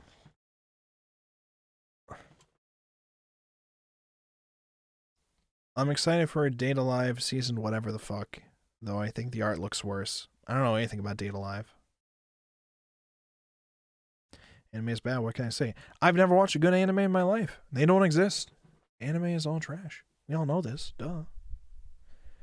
I say as I am almost done writing a script about how Ranking of Kings is fucking awesome and how you should all watch it. But I'm sure once that video's done and gets made, it's probably not going to get that many views because Ranking of Kings probably isn't being appreciated as much as it should be. So I don't know if that video will actually get views. But some things I want to do with my channel this year, I want to do more than just one anime science video a year. So I already did one this year so far. So technically speaking, with my track record of anime science videos, I could take a break for the rest of the year. But I don't want to do that. I want to make at least 3 anime science videos this year, so I've already done one. I have plenty of ideas for 2 others. I also want to do this Ranking of King one that I'm working on. I want to start doing a whole series focusing on analyzing New Game. Because I understand there's a lot of channels that devote themselves out of analyzing one specific shows or a couple specific shows. Most of them revolve around shonens, because those are the easiest to analyze and get a big audience for. I want to try to focus more just on a series that I really like and that I feel has a lot of stuff to do it. So I'm going to focus on a New Game because there's a lot I could talk about with a New Game. Wait, just kidding. Why is Girlfriend a B tier? What would you put it at? Full Metal Hero. Where do you think I should put Girlfriend? Because I thought it was great. It should be S. All right, I don't know about that. I think some of the animation for Girlfriend was a little wonky. I did enjoy it. I could be convinced to move it to an A, but I also don't know if I would feel good about it.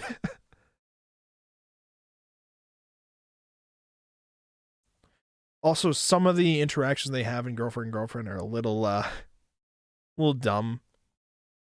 But it's funny. It's just dumb funny. You put in a C? Damn. Well, I can understand it. I think I have way more fun with trashy rom-coms than a lot of other people do, I feel like. Especially a show like this where all the women in it are crazy and they also have like these distinct looks about them and characteristics about them that make them stand out. So I think I have a lot more fun with that.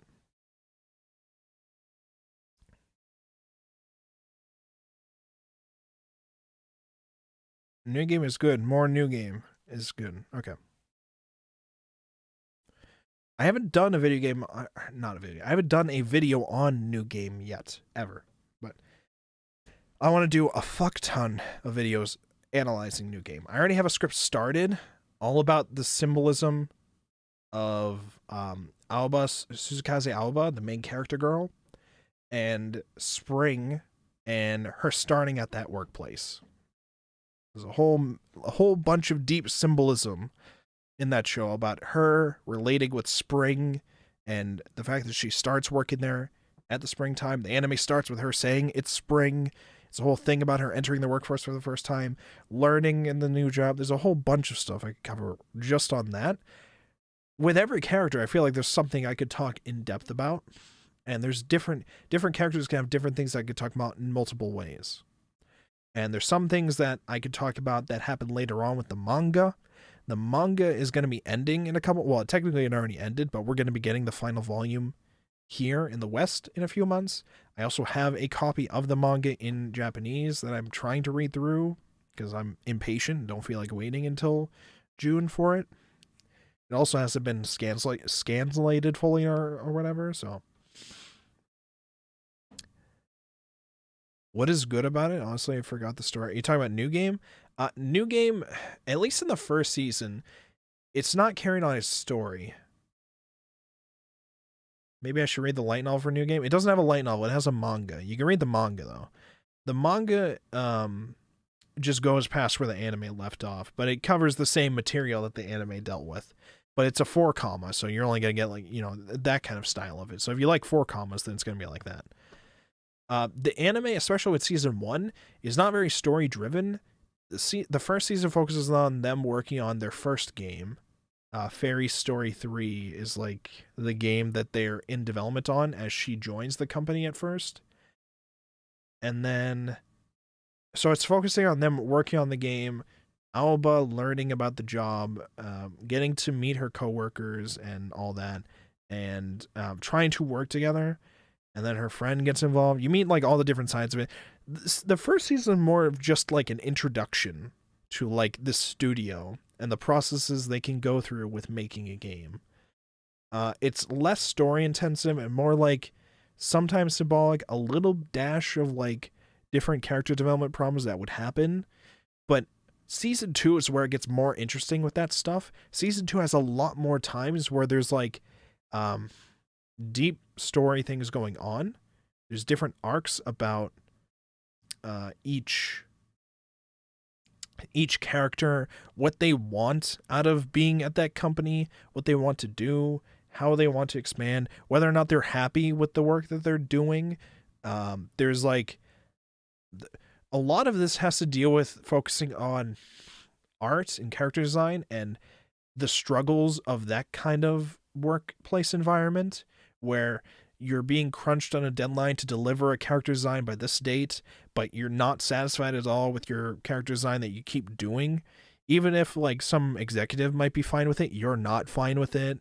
Or the issues with having coworkers that you feel like are doing much better art than you could ever dream of doing, and you have to constantly work under that kind of pressure.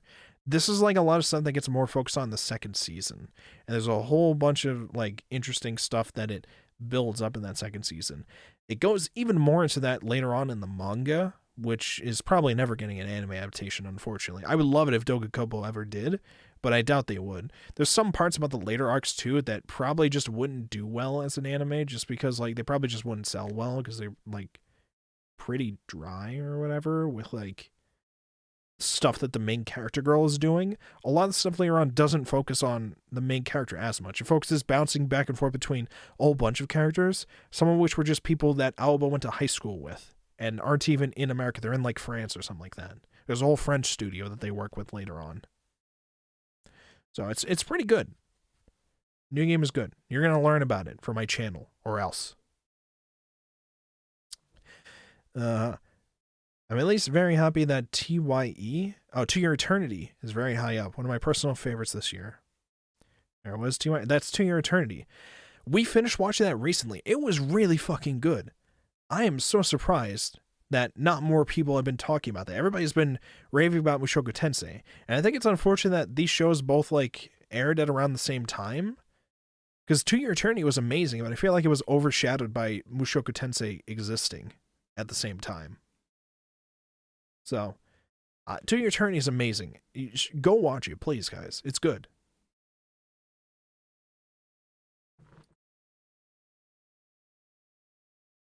Oh, yeah. Anything else we got here? Any complaints? Any memes, dreams, in-betweens? And remember, guys, I appreciate you all being here, but what are you doing just here? You know, you could be hanging out in our Discord server too, right? All these animes that you see here, this is a process whereby we watch everything. Nearly everything that comes out every season, we watch it. At least the first episode. And then some of them we pick and we watch through. And we watch them together in my server. You could be a part of that. You could be in there. You could be hanging with us. You could be talking about all this shit. You could be telling me how bad my opinions are. I'll reject your opinion. Giga Chad, you know? You could do that if you go into my Discord server. And you could do that very easily by going here. If Nightbot ever sends the link, you could go there. I don't think Nightbot's going to send the link. Nightbot is very delayed on YouTube, it seems. Nightbot sucks. Jesus Christ. Did it log me out? There it is. What are you guys doing here in YouTube chat? This is cringe. You could be in my Discord server. You could just go there at any time. You could be a part of us watching Ranking of Kings every week, because it's still airing. We're watching it every week. We're going to be catching up on the case study of Vanisas Part 2, which is airing right now. We do that. And we do a little meming in there too. We got some memes. We got a Giga Chat sticker. If you join the server, you get a Giga Chat sticker. You can send that to any other servers you want. Yeah. All right. It's been 3.5 hours. I don't know what else you want from me. What else do you want from me? Discord's for nerds? True. Imagine using Discord. I would never. I've never used Discord a day in my life. Not a single solitary day. Ever, actually. It's cringe.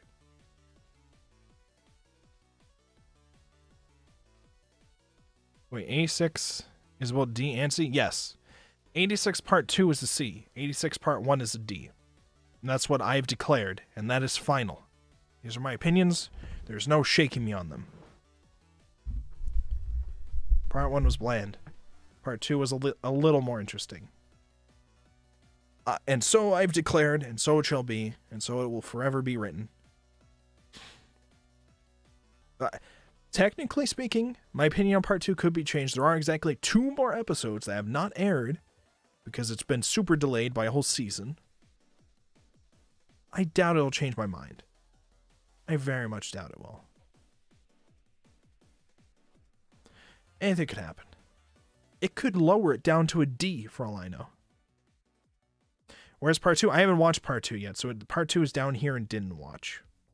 There's a lot of sequels that are in the didn't watch category, because they're sequels. I hadn't actually watched Mushoku Tensei until recently. So I didn't watch Part 1 until like a couple weeks ago. But I did, and I liked it a lot. When is the waifu tier list? When you build one. Bro, if you guys have tier lists to send me to do for like a future stream, I'll do them. You could send me weird meme tier lists, I'll do them. I don't care. As long as you guys show up for the stream and send me the shit, I'll do it. We can do it. Some of these we can even do like in the stream voice chat where I'll open it up for everybody and then everybody can come in and we can meme on that. Because that was fun to do when I was doing the personality quizzes. Those are fun. We can always do that with that too.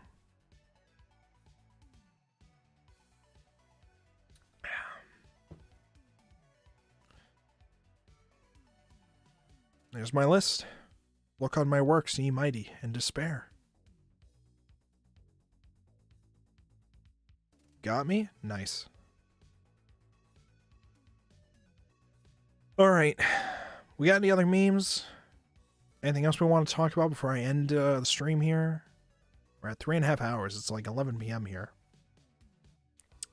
I got other stuff to do. I got a script to clean up and record. I also got some Yu-Gi-Oh! I could play tonight. Or League. One or the other. Not on stream, though. Good night, Shadow. Talk to you later, buddy. Alright. Looks like we got no other memes. I'm gonna head to bed. Or not to bed. I'm just gonna half stream. I got other stuff I can do, but I'll talk to you later, guys. Hope you guys had a fun time. If you have Mushoku Tensei Part 1 is an A, I guarantee Part 2 is going to be an S for you. Maybe. It's very likely. Very likely. The League grows. True. Alright. Thank you everybody for coming out, hanging out. I love you all. I'll talk to you later. Goodbye. No, this one. Goodbye.